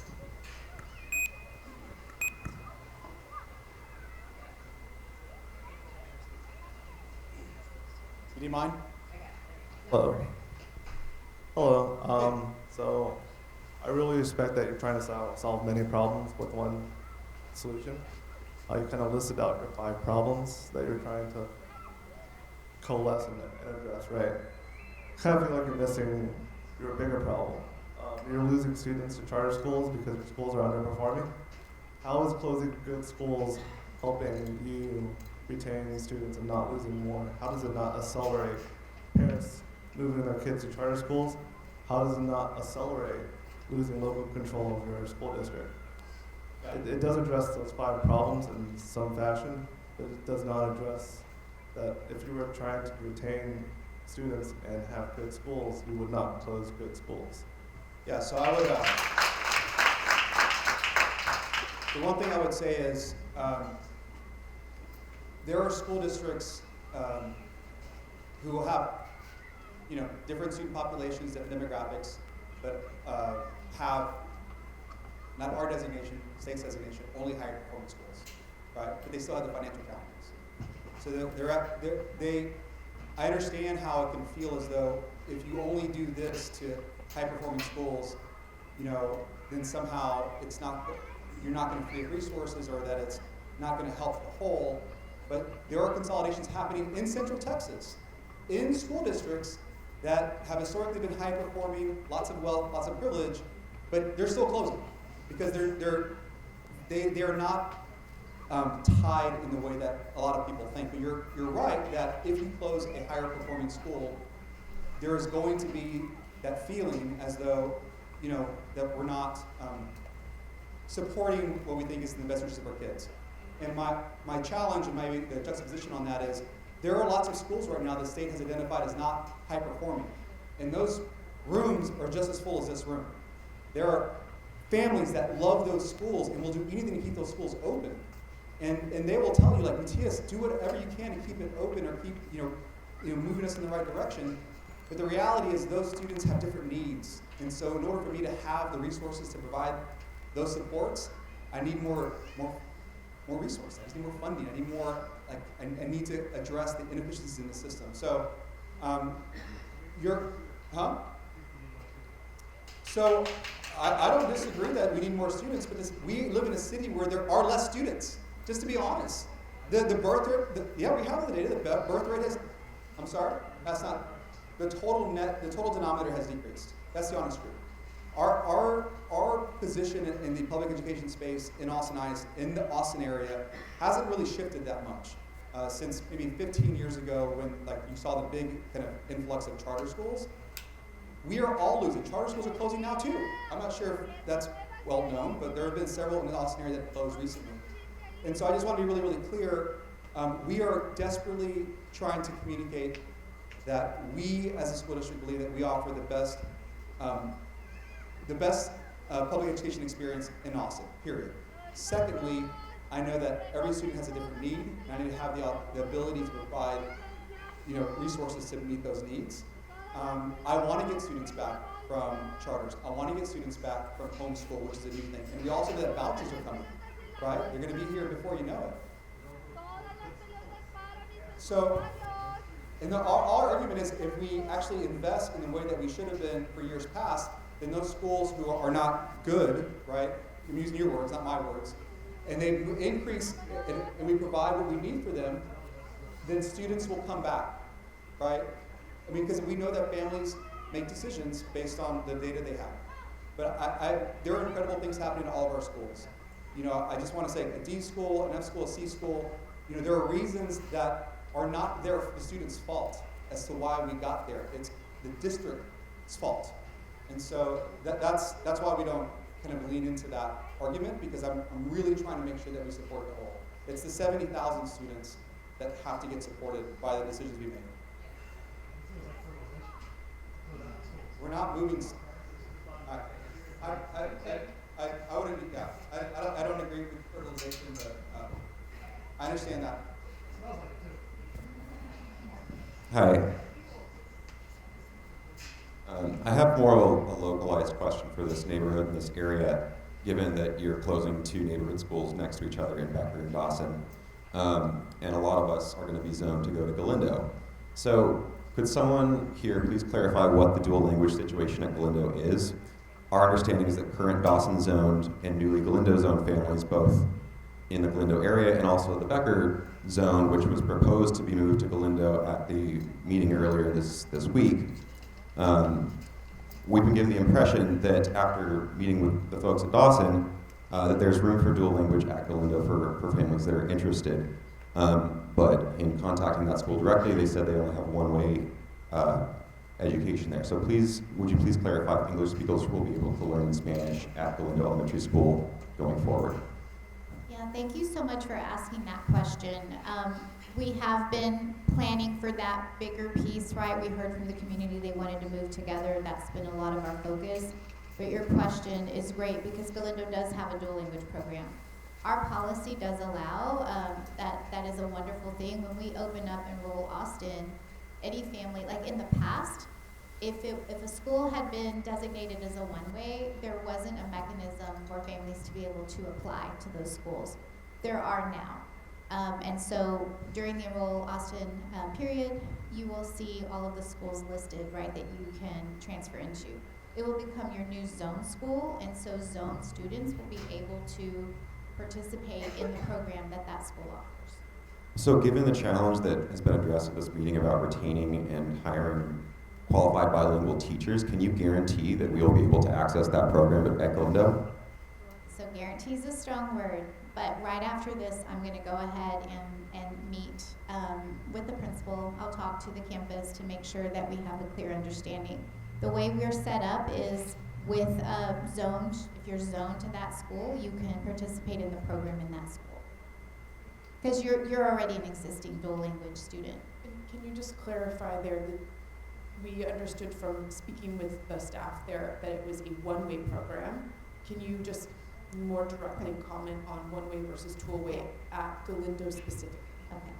So I'm going to actually speak a little more general, just in terms of, because we've got over 50 schools, right? And some of them are what would have been classified as a one-way, and some are two-way. But it's dual language. Like, we've been treating it as dual language for a few years now. And the reason for that was to make sure that our families all across the city could access maybe the school that was closest to them, right? So even if you had already been zoned to Galindo in the past, right, you still would have been able to apply into that dual language program to get in. So those pieces are not changing. The main difference in why people call, we say one-way and two-way is just because one-way means that predominantly there are students in that zone that would potentially take up the majority of the seats, right? Because again, it speaks to the students that actually live in the area and are zoned to that area, so reside. So one-way speaks to like the makeup of each classroom. So some classrooms have a makeup of every seat is an emergent bilingual student in the classroom, right? Two-way campuses, when they're called that way, just means that maybe they do have emergent bilingual students in that campus zoned area and that reside, but there are still enough seats to be able to welcome non-emergent bilingual students, so the makeup of that classroom has a makeup of two groups of students, emergent bilingual, non-emergent bilingual. The resources are the same, the professional learning is the same, so the model itself and the design is the same. It's more the makeup of the students that are in the classrooms.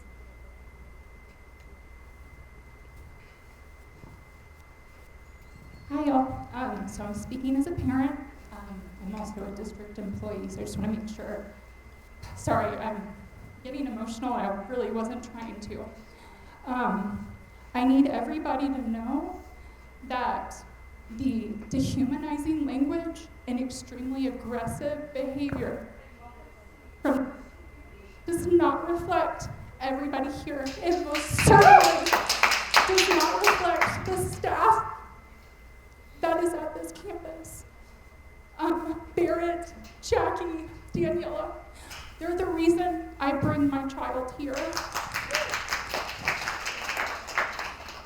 I'm parenting a child with a trauma history, so I need y'all to understand when you are referring to people who are from other communities and robbing them of their identities, you're talking about my kid. I'm really sorry, y'all. And so I just want y'all to know that I appreciate greatly the care that has been put into this plan to make sure that every community is getting taken care of. You know, we got to see people coming in here going on field trips. Not every kid in AISD gets that. Not every kid knows that they're gonna go home to food. They're experiencing poverty, and this district cares for our kids. They take care of them. The trauma-informed care that is embedded into this district is why I bring my kids here. And the staff at this campus is just amazing.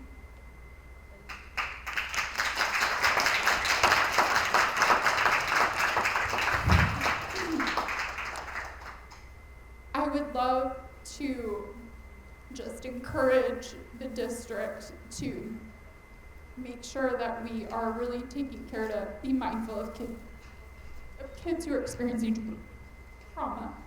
I'm sorry, I'm like feeling sick, but I just, thank you.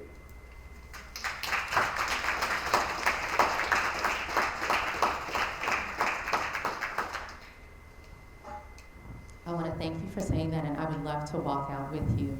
And if you know anything about the work that we do in social emotional learning, you know that that is at the center. And I so appreciate you saying that, because it's so important that as we're advocating as parents, we have children watching us, right? And I don't want any child to walk away from this process losing their identity in this battle that we have happening between our campuses. So I thank you as a parent, I thank you as a staff member, I thank you as a human for sharing with us that there are faces that go with these lived experiences that our students have. So thank you.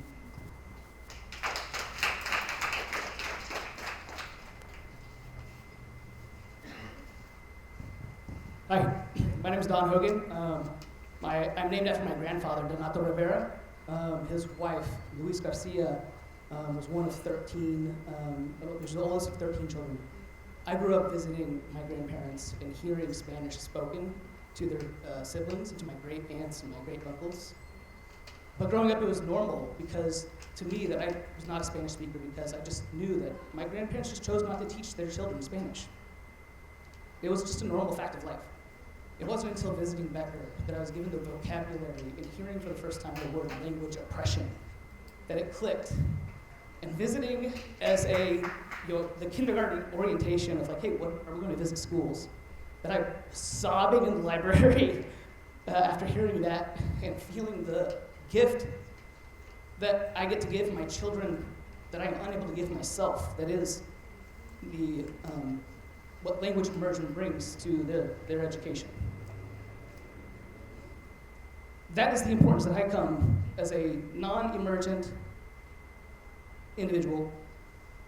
And so my question, my request is, can we make a change to enroll Austin as a way to kind of highlight individuals like me and families like me and myself that feel invisible in this process, and be able to measure the population of heritage Hispanic families that see public education as a way to give that gift back to their family and to close and heal the wounds that have been generational.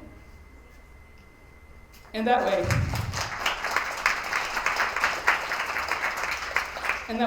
beginning to measure a population that doesn't exist, then I think gives AISD the leadership in the state to step forward and lead in advance of what the TEA regulation is in terms of having a 50-50 population for these intents, and understand that there's actually more nuance than just having only two options, but as a way to continue to use the tools that is AISD in public education to heal past wounds of language oppression. So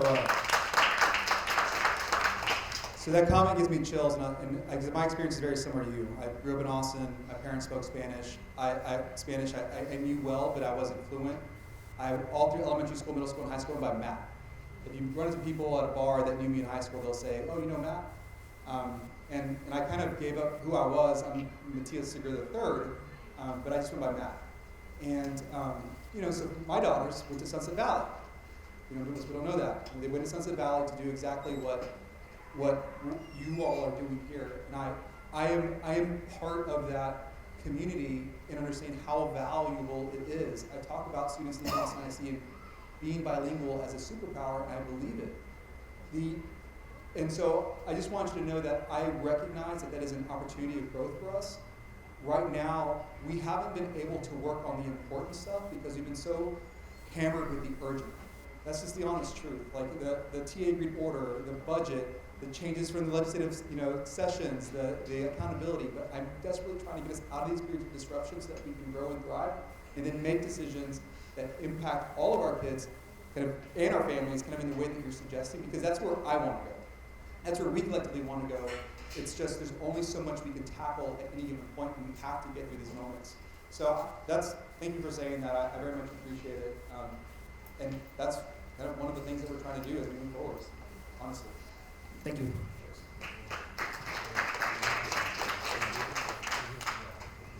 Hi, I don't feel like a strong public speaker. I am a parent of a current fourth grader and also a Becker graduate who is in the dual language program at Lively and also in the magnet there. And I have stood in this line for a long time, so I'm going to ask quick, but more than one. I'm going to ask, I watched the working board meeting. I'm going to ask about Jocelyn language immersion, but receiving transportation for all students. Why is Sanchez or the other dual language campuses not receiving transportation for all students? I am also going to ask about the transfer policy that was proposed, that any current transfer at any school can go to the new zone school for the resides population that was mentioned at that meeting, that was said was coming out in the new plan, and if that applies to dual language campuses. Can all 500 of our community members go to Zilker or go to Galindo? Obviously, that is not possible, but that is what you said at the board meeting was possible. And then two more, sorry. When we brought up the historic nature of this campus, I also went to Zilker Elementary. So I'm a South Austin local. Students walked from Becker to found Zilker, right? This was the first neighborhood school in South Austin that has been considered for Zavala Elementary, which was built the exact same year. Why has that not been considered for South Austin? Why in that meeting did you spend 45 minutes explaining that you wanted to keep schools open in East Austin, which I support, and that a 200 resides population school, 200 resides population schools should stay open because they were historic, but Becker, that doesn't matter. Why were you talking about putting Montessori in that area of town so that you could keep the schools, which again, I support?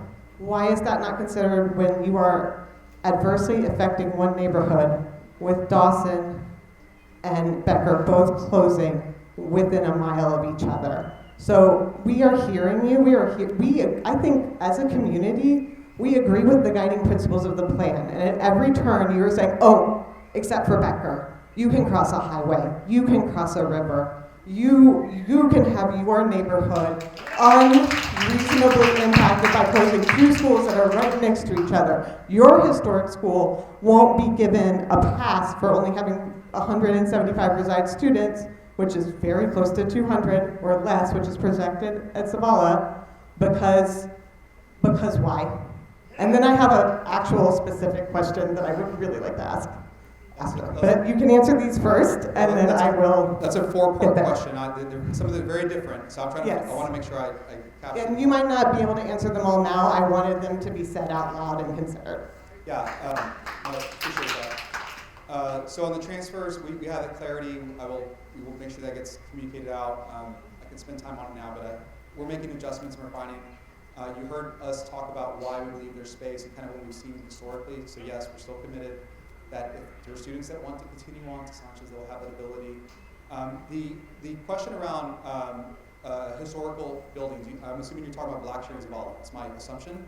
Yeah, you talked about Zavala, which is a parallel school to Becker. Yeah, and so the plan actually considers, and again, this may change based on all the conversations from trustees and everything else. But in the revised plan, we're sending more students to Zavala because Go Valley would ultimately, if the plan stayed, convert into a Montessori because there are too many seats in that area, right? So if the Montessori program doesn't go there, then we would have to close a school. Whether it's any one of those schools, it's just a school that would have to close. The fact that we have built a new school for Go Valley is something that we're talking about now. For Blackshear, Oak Springs is going into Blackshear, so in that way we're actually adding more students. So in both cases we're adding students. It wasn't they got a pass, it's just that when you look at the area, kind of given the available spaces where our students are, we just don't have that many options. So I hear you on this in this specific area when it comes to highways and rivers. Given the complexity of the system, not every I hear it both ways. It's in every boundary change. We are looking at them. We are taking feedback. If we can make adjustments, we are. The Jocelyn, I was trying.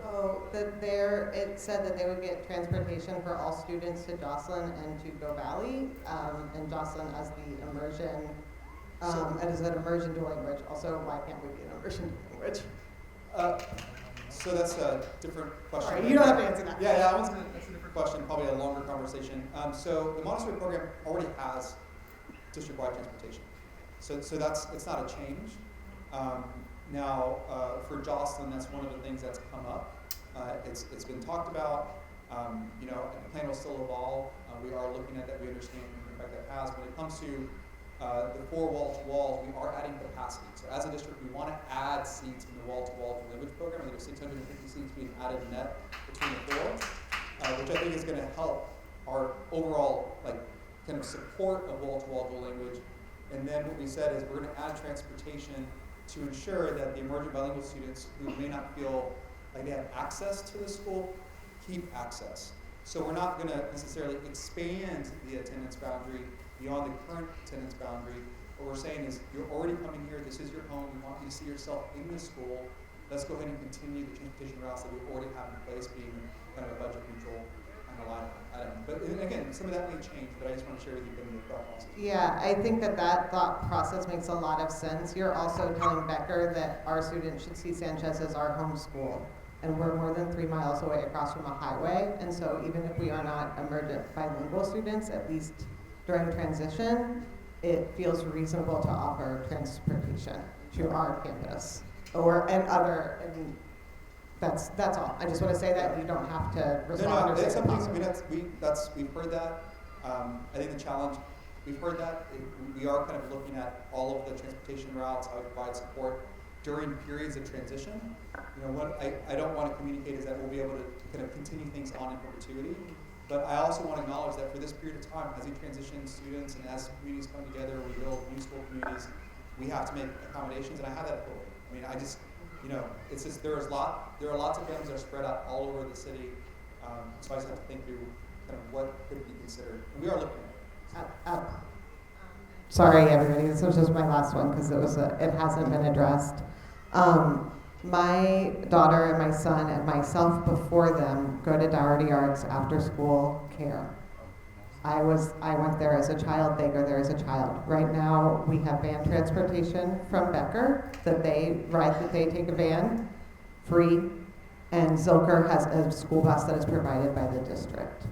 This is an important after-school program and resource for our community. It's not just my children, right? There's many other children, and so the continuity of having that, and also I will say creative action probably for the people who go to that at this school. At the next campus, consideration for a bus from AISD for the new zoned dual language, and so Sanchez or Galindo or Zilker already has a bus, right? They've already been provided that for Dougherty Arts so that we could have some continuity children. I just ask that be considered. Yeah, so thank you for that. Those are the types of things, as we move through the process, we are going to be very intentional about developing these transition plans. Those sorts of things that we can adjust, as the leadership comes together, as we plan. That's the type of feedback that we need. Now, again, we want to get the principles in place. We want to begin to move through it, but that's exactly what we have the ability to do. And then on the transportation for Zilker, I'm not sure if it's an AISD expense or it's actually something that is raised locally and then paid for. So I just need to understand that before I can commit to anything, but I suspect, based on what I heard, it's probably locally raised and then they pay transportation. It's not us kind of paying on their behalf for that program, but we have that flexibility.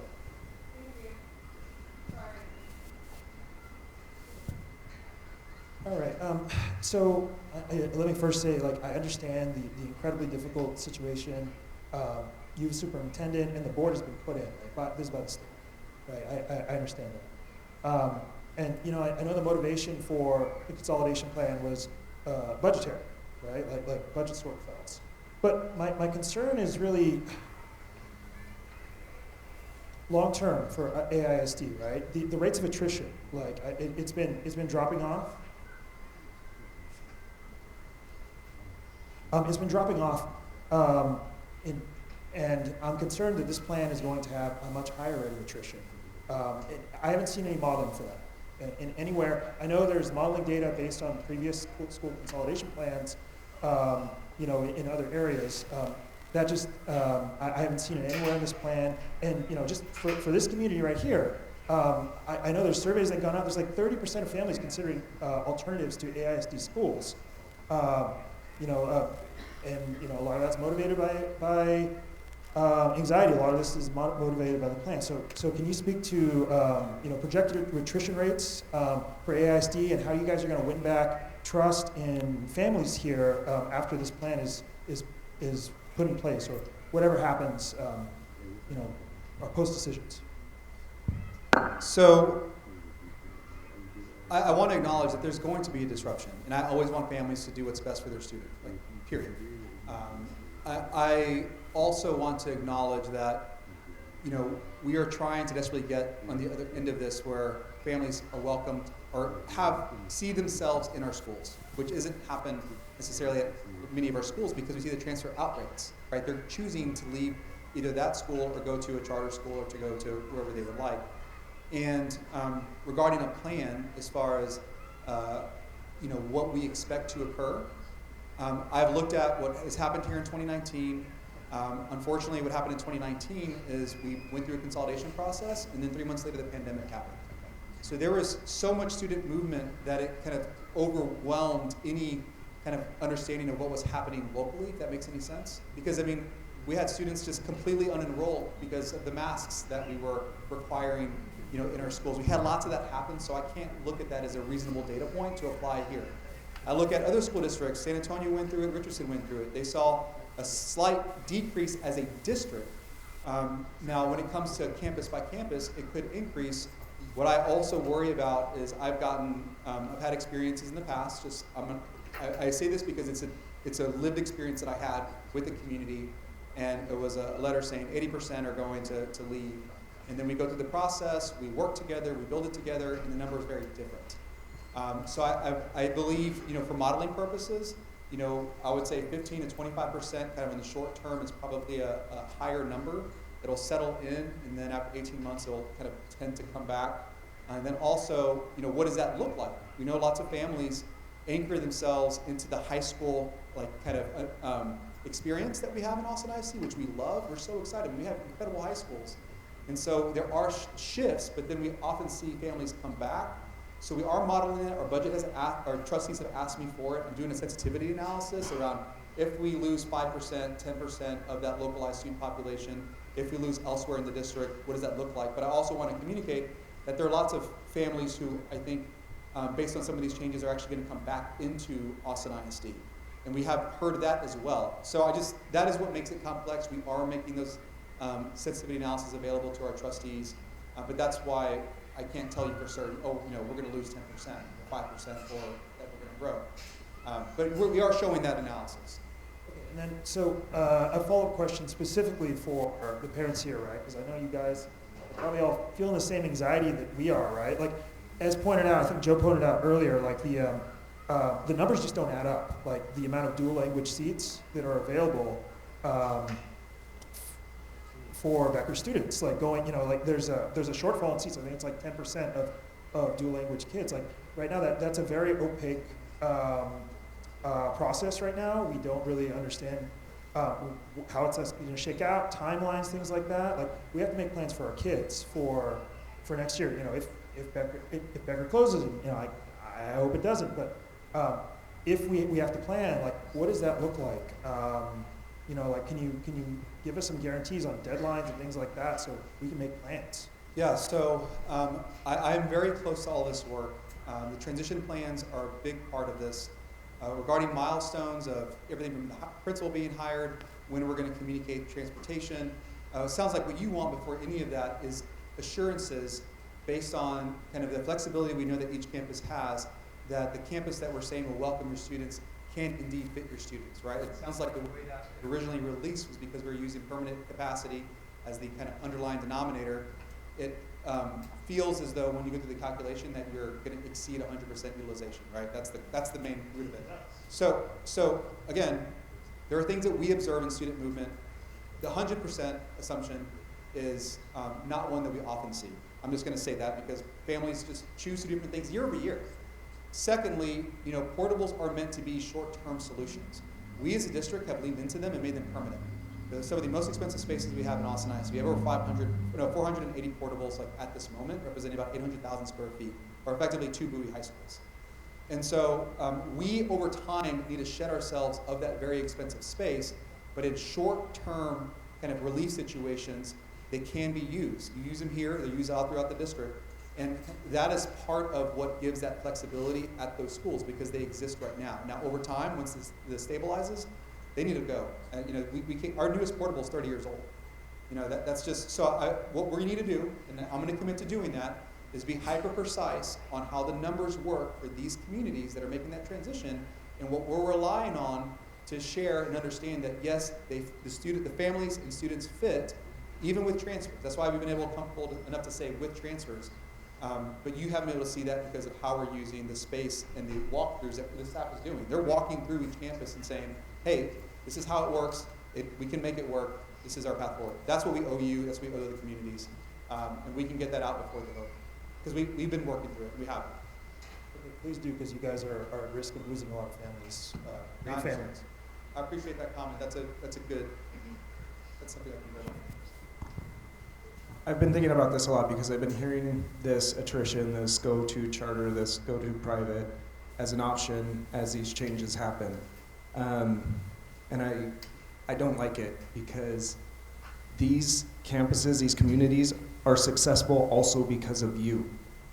And this plan, however it moves forward in whatever shape, will have a higher success rate if we continue to have your support. That is critical.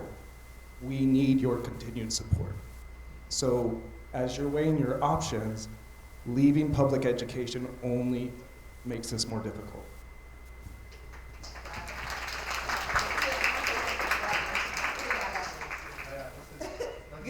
Good morning, everyone. I'm Wendy Mills. I used to be the principal of both Norman and Sims, and then when we consolidated, I was the principal of Norman Sims. And I remember being in this very position at community meetings where I had Norman parents sitting on one side, Sims parents sitting on the other. We were 0.8 miles down the road from each other. And there were folks yelling at me every day, we are not going, if you move us 0.8 miles up the road, no river, no nothing, we are not going to go, Miss Mills. And I had to just sit there in that and say exactly what Travis says. If that is your choice, that's your choice, but I would hope that you would stick with us and play the long game. I know it's hard, any change is hard, and just see the access and opportunity that will come for both of our communities if we stick together. Those same parents 5 years later when I announced that I was leaving the school were in tears saying, we gave you the business, Mills. They were like, we were so ugly. We were just like losing it. And now to look at where we are and what our school has become, they just were like apologizing. I didn't need an apology because I understood these are their kids. Change is hard.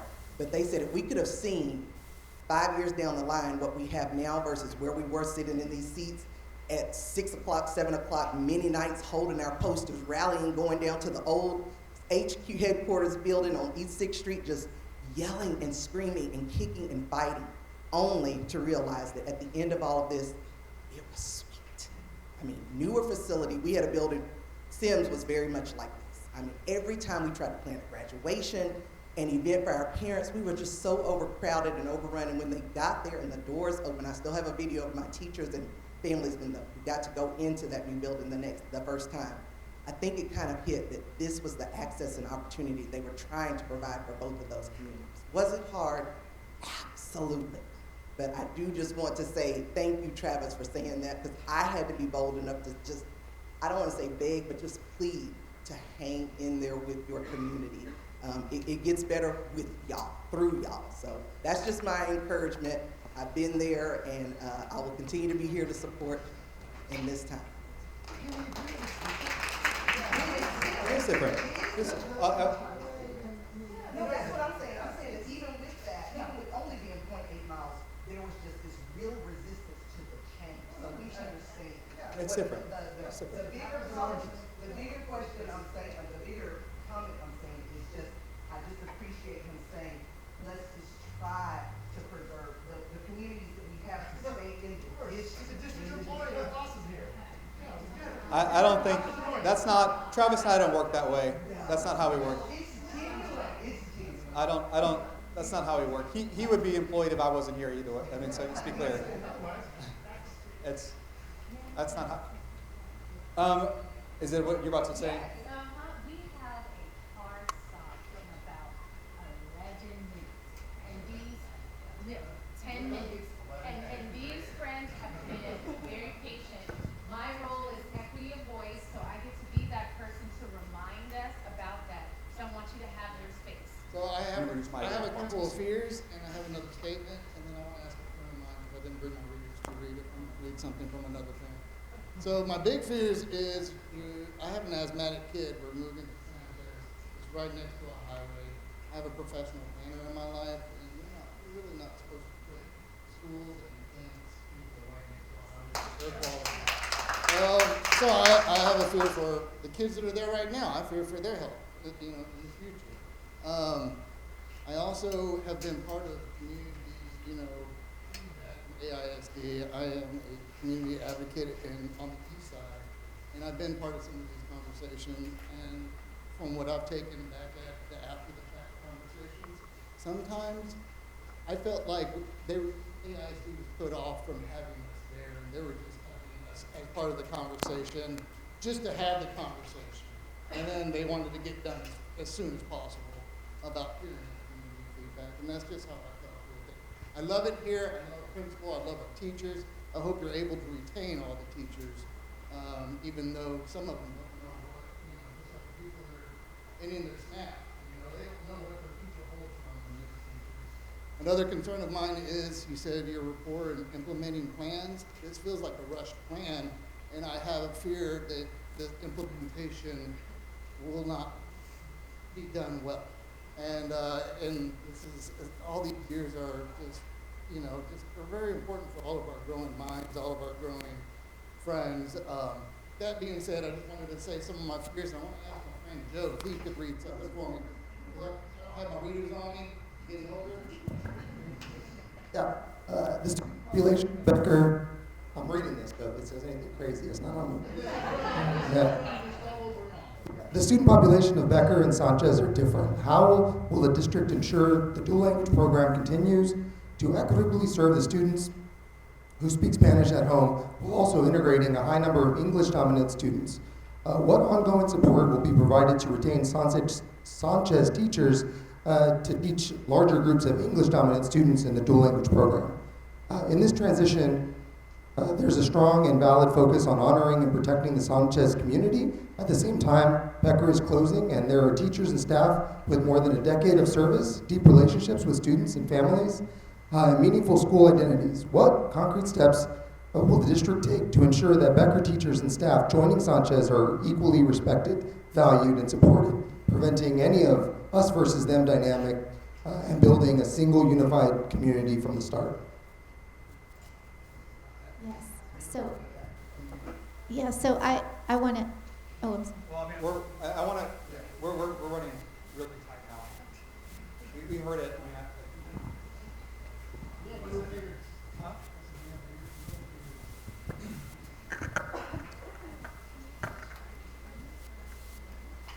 Perfect.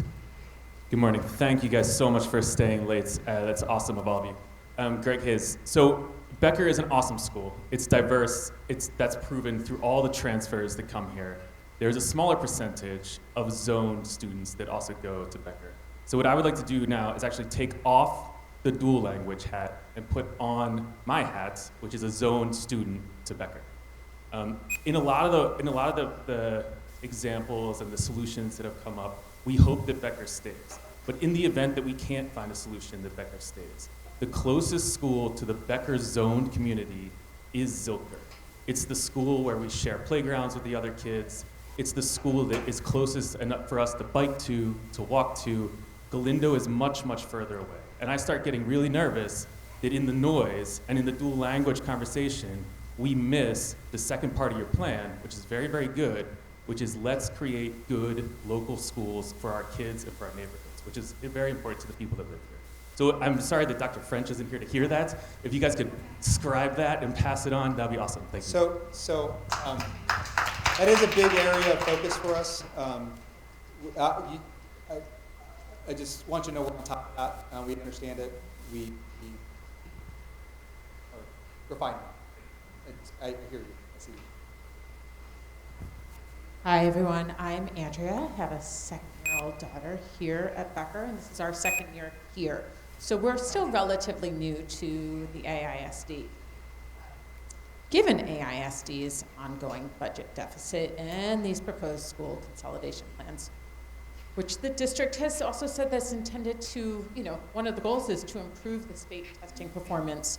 What concrete safeguards are in place to ensure that we being AISD, remains locally governed and is not at risk at state intervention if these consolidations neither close the deficit gap nor raise the test scores as expected or desired? Because it's like there's just so much uncertainty, and I can pretty much guarantee that nobody wants their child to be part of any financial or political pawn situation. And it's kind of feeling that we could go down that road. Yeah, so since the moment I came into this role, January 9th, 2023, I've been dealing with existential risks. I don't know if anybody remembers, but the TA Agreed Order of Special Education was a thing that was going to take us down. Remember that? That wasn't that long ago. We had a report from the agency. We had, for years past, not been in compliance. There were lots of things that had to change. And that was a real risk. That risk was almost as great as the accountability risk, if not greater than we have now, because we didn't have the luxury, not that we have a luxury of time, but it was urgent, it was happening, the report was already done, there was a recommendation on the table to move towards a conservative. And so I'll tell you that the board and I are very much aware of all the different risks that we manage when it comes to maintaining local control. I am hyper thoughtful in every move that we make, and what I'll tell you is I strongly believe that the elements of this plan that move us further to retaining local control are there in a really significant way. And so when you look at how we're taking 3 unacceptable rating schools and supporting them, or making adjustments in reassignment, or doing a restart, we feel confident, we have the data, our teams are mobilized, that we'll break those accountability chains. And here's the thing, we've been working so hard over the last 2 years. Multi-tiered system support, the curriculum that we have, the fact that we have educators in our classrooms now that we didn't have 3 years ago, right? The investment we made in instructional coaches by way of the tax re-election of 2024, the fact that we've made compensation increases in 23, 24, 25, has moved us significantly in the right direction. Early literacy numbers are through the roof, early numeracy are through the roof. Like, we are moving the system. We had, I don't want to kind of get into this, but we had 30 Fs in 23, 29 and 24, we have 23 and 25, and it is going to continue to nosedive. But it's because we're doing it the right way. Like, that's the thing. Like, there are different ways that you can do that. We chose to take the long, sustainable route, to where if any one of us leaves, it will still be embedded in our bones. Like, that's what we're trying to do. It's not about passing tests. It's about loving to learn how to read. Like, it's the love of reading. So that's who we are. I feel confident that this manages the appropriate level of risk, but I have to execute. That's really the thing that is most important.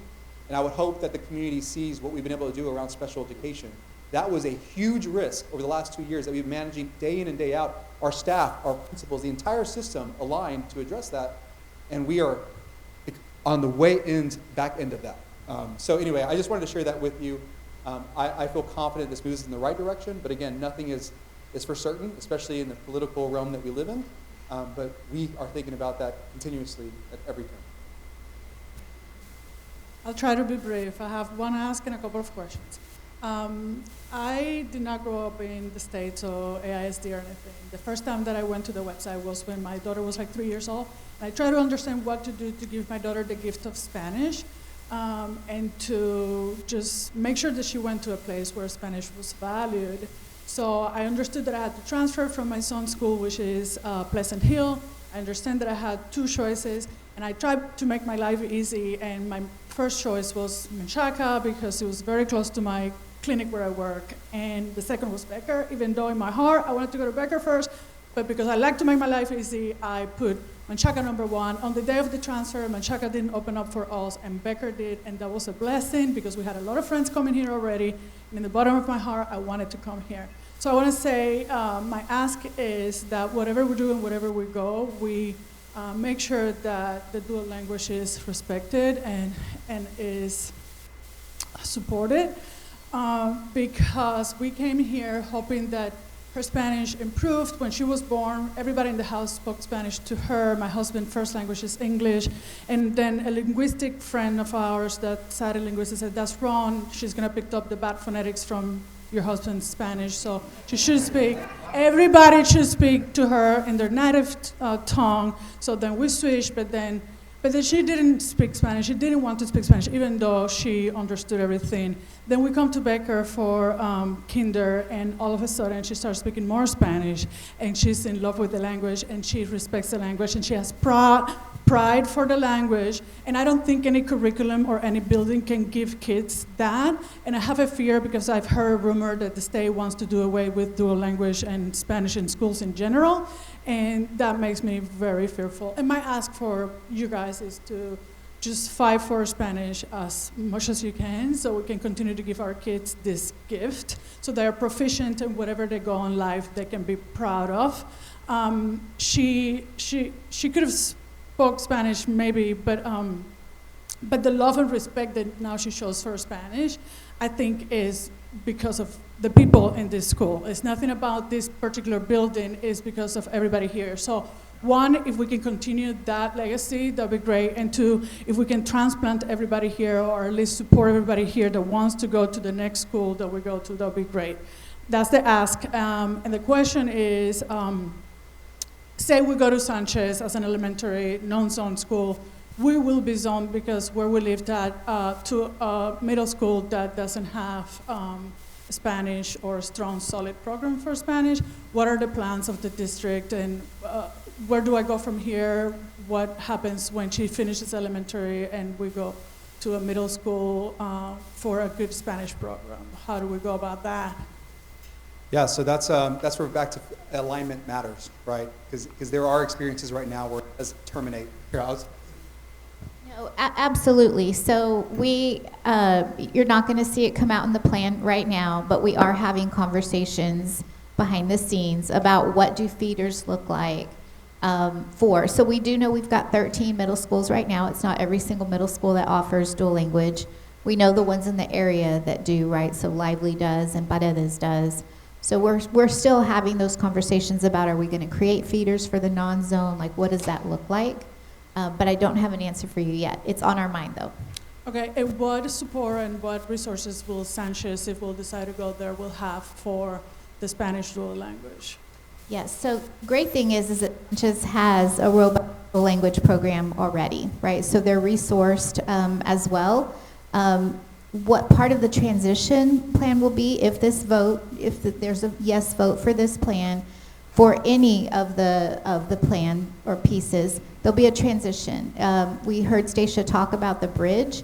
It's going to be the bringing of the two communities together and the planning. That includes the staff as well, right? So making sure that the staff have the opportunity to work with each other and get to know each other. That's in terms of social, but resources as in money. Do we have money to support that staff for Sanchez? So they are currently, yeah. Yeah. Yes. Yeah. You have the budget. Yes. Hi. I'm going to probably be a little all over the place, but I'll try to make this quick. Thank you for being here. Thank you for giving us this opportunity to talk to you about this. My parents moved to the United States when I was 2 years old. They went against the norm at the time that I moved here, and they taught us Spanish. They taught my brother and me Spanish at home and forced us to speak it, even though we would sneak English whenever we could. That is a gift that I have done a terrible job of giving my kids at home, and that is why we chose Becker. We chose Becker because it is a place from the moment you arrive, you see Mr. Barrett and Ms. Martinez and all the staff welcoming the kids, opening the doors and saying, buenos dias, bienvenidos. And I chose that over our zone school, which has a dual language program, because I wanted the wall-to-wall experience. I want that for all kids that want that experience. We're not asking for anything, like we want what you want here, which is that all kids that want that to have that experience. We believe, we agree with what you just said, Mr. Barrett, that Principal Barrett, that we are stronger together as a community, and we've heard today that, and we heard early on in this process that your intention was to keep communities together, but today we also heard that you're kind of relying on people going all over the place, and we want to stay together and keep advocating, and we want to help be part of the solution to get you to the goals that you have for AISD. We've shown through this process, I've become an activist. I've never been an activist. I've been an activist for my school, for our school during this process, but I will use that same energy to keep fighting for what we want for all kids. And so I heard you say that you will be looking at some of the proposals to keep a South Central option so that our families can all stay together. We appreciate that. I wish Dr. French were still here so that she could pull up her maps and show it real time. But thank you for considering that. I hope that you can consider keeping an option open that will allow our families to stay together. And I just also want to say, this is a total other thought, but I just want to say it, that I heard you this week saying that you're adding a sensitivity analysis to your plan, and I think I heard you say 1%, 3%, and 5%. I'm concerned that those percentages are too low for what we've seen. I know you said you've studied Chicago, San Antonio, and San Antonio saw 20%.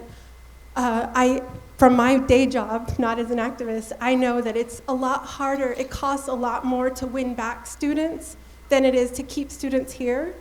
And and to use the families like us that have the resources and it can help recruit to keep families here and to help you do what you want to do, which is to have thriving schools for all kids. So I think that's all. Just let us be part of the solution with you instead of how it's been so far.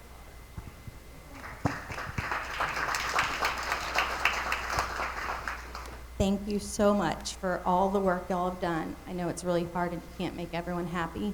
My question is, if the trustees vote no to your plan, do you guys have a backup plan to address the tips and the taps and the pressure that you're having from TEA to turn around these schools? Or is it only this plan baked in this closure consolidation? Yeah, so in the work session we talked about this plan is inclusive of the TAPs, right? The TAPs are legally required. I don't think that we are in a position, the board is in a position to not take a vote on those elements of the plan. I will say that there are other things that are perceived as not being tied to TAPs that are kind of tied to the plan and kind of, allow the TAP to work in a different way than it would otherwise. I don't know if that was clear, but there's kind of some movements that have to occur for some of these to not be, to ensure success or to at least, improve success or probability of success. So the backup plan, well, it can only be a board vote. The board is the only entity that can approve the TAPs.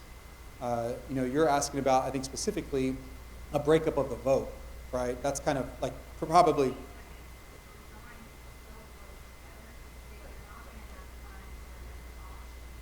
Yeah. So the option for the TAPs needs to be what's best for kids for those specific schools based on the kind of level of unaccountability risk that we're managing, right? If that makes any sense. Because there are some schools that were 44 3 years ago, they're 52, and now they're 59. I mean, they're like right there, and the growth is there. We see it, and they're going to get that pause, and they're going to go on and continue and break the accountability chain. And there are other schools that have an F, but it's a different kind of understanding of what that means for that campus. And so we're making those changes as well. The November timeline for me is important only because of the cycle that we see ourselves in as a public school system. I know that we've made accommodations or adjustments already for registration, but the reality of it all is that we have to hire staff early in the process so that our leaders can hire their staff, and then we can build a program, and we can work and figure out how to get PTAs together and CACs together, and then we have to have the plans baked and ready to go so that when summer breaks, we're moving teachers to their new home. So it's one of these things where a delay is not 2 or 3 months, it's like a year, unless I introduce a significant disruption in the kind of learning experience of our system. That's something in the past we didn't learn from. Like, I'm not going to do that. I'm not going to make a significant change in the spring semester because we are already knee-deep in planning for the following year. So, regarding timelines, that's the board. Regarding the vote, we're having those conversations on like what is legally required, what has to happen versus what elements are tied to it, which ones are totally separate. I wanted to make sure we considered all of it because each one thing, if it was isolated, would look very different than if it was all together. But that conversation is occurring right now with the board, so they'll be the ones.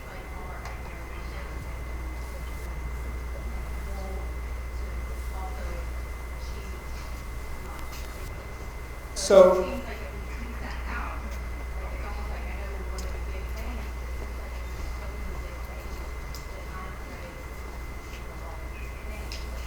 no, I think that's,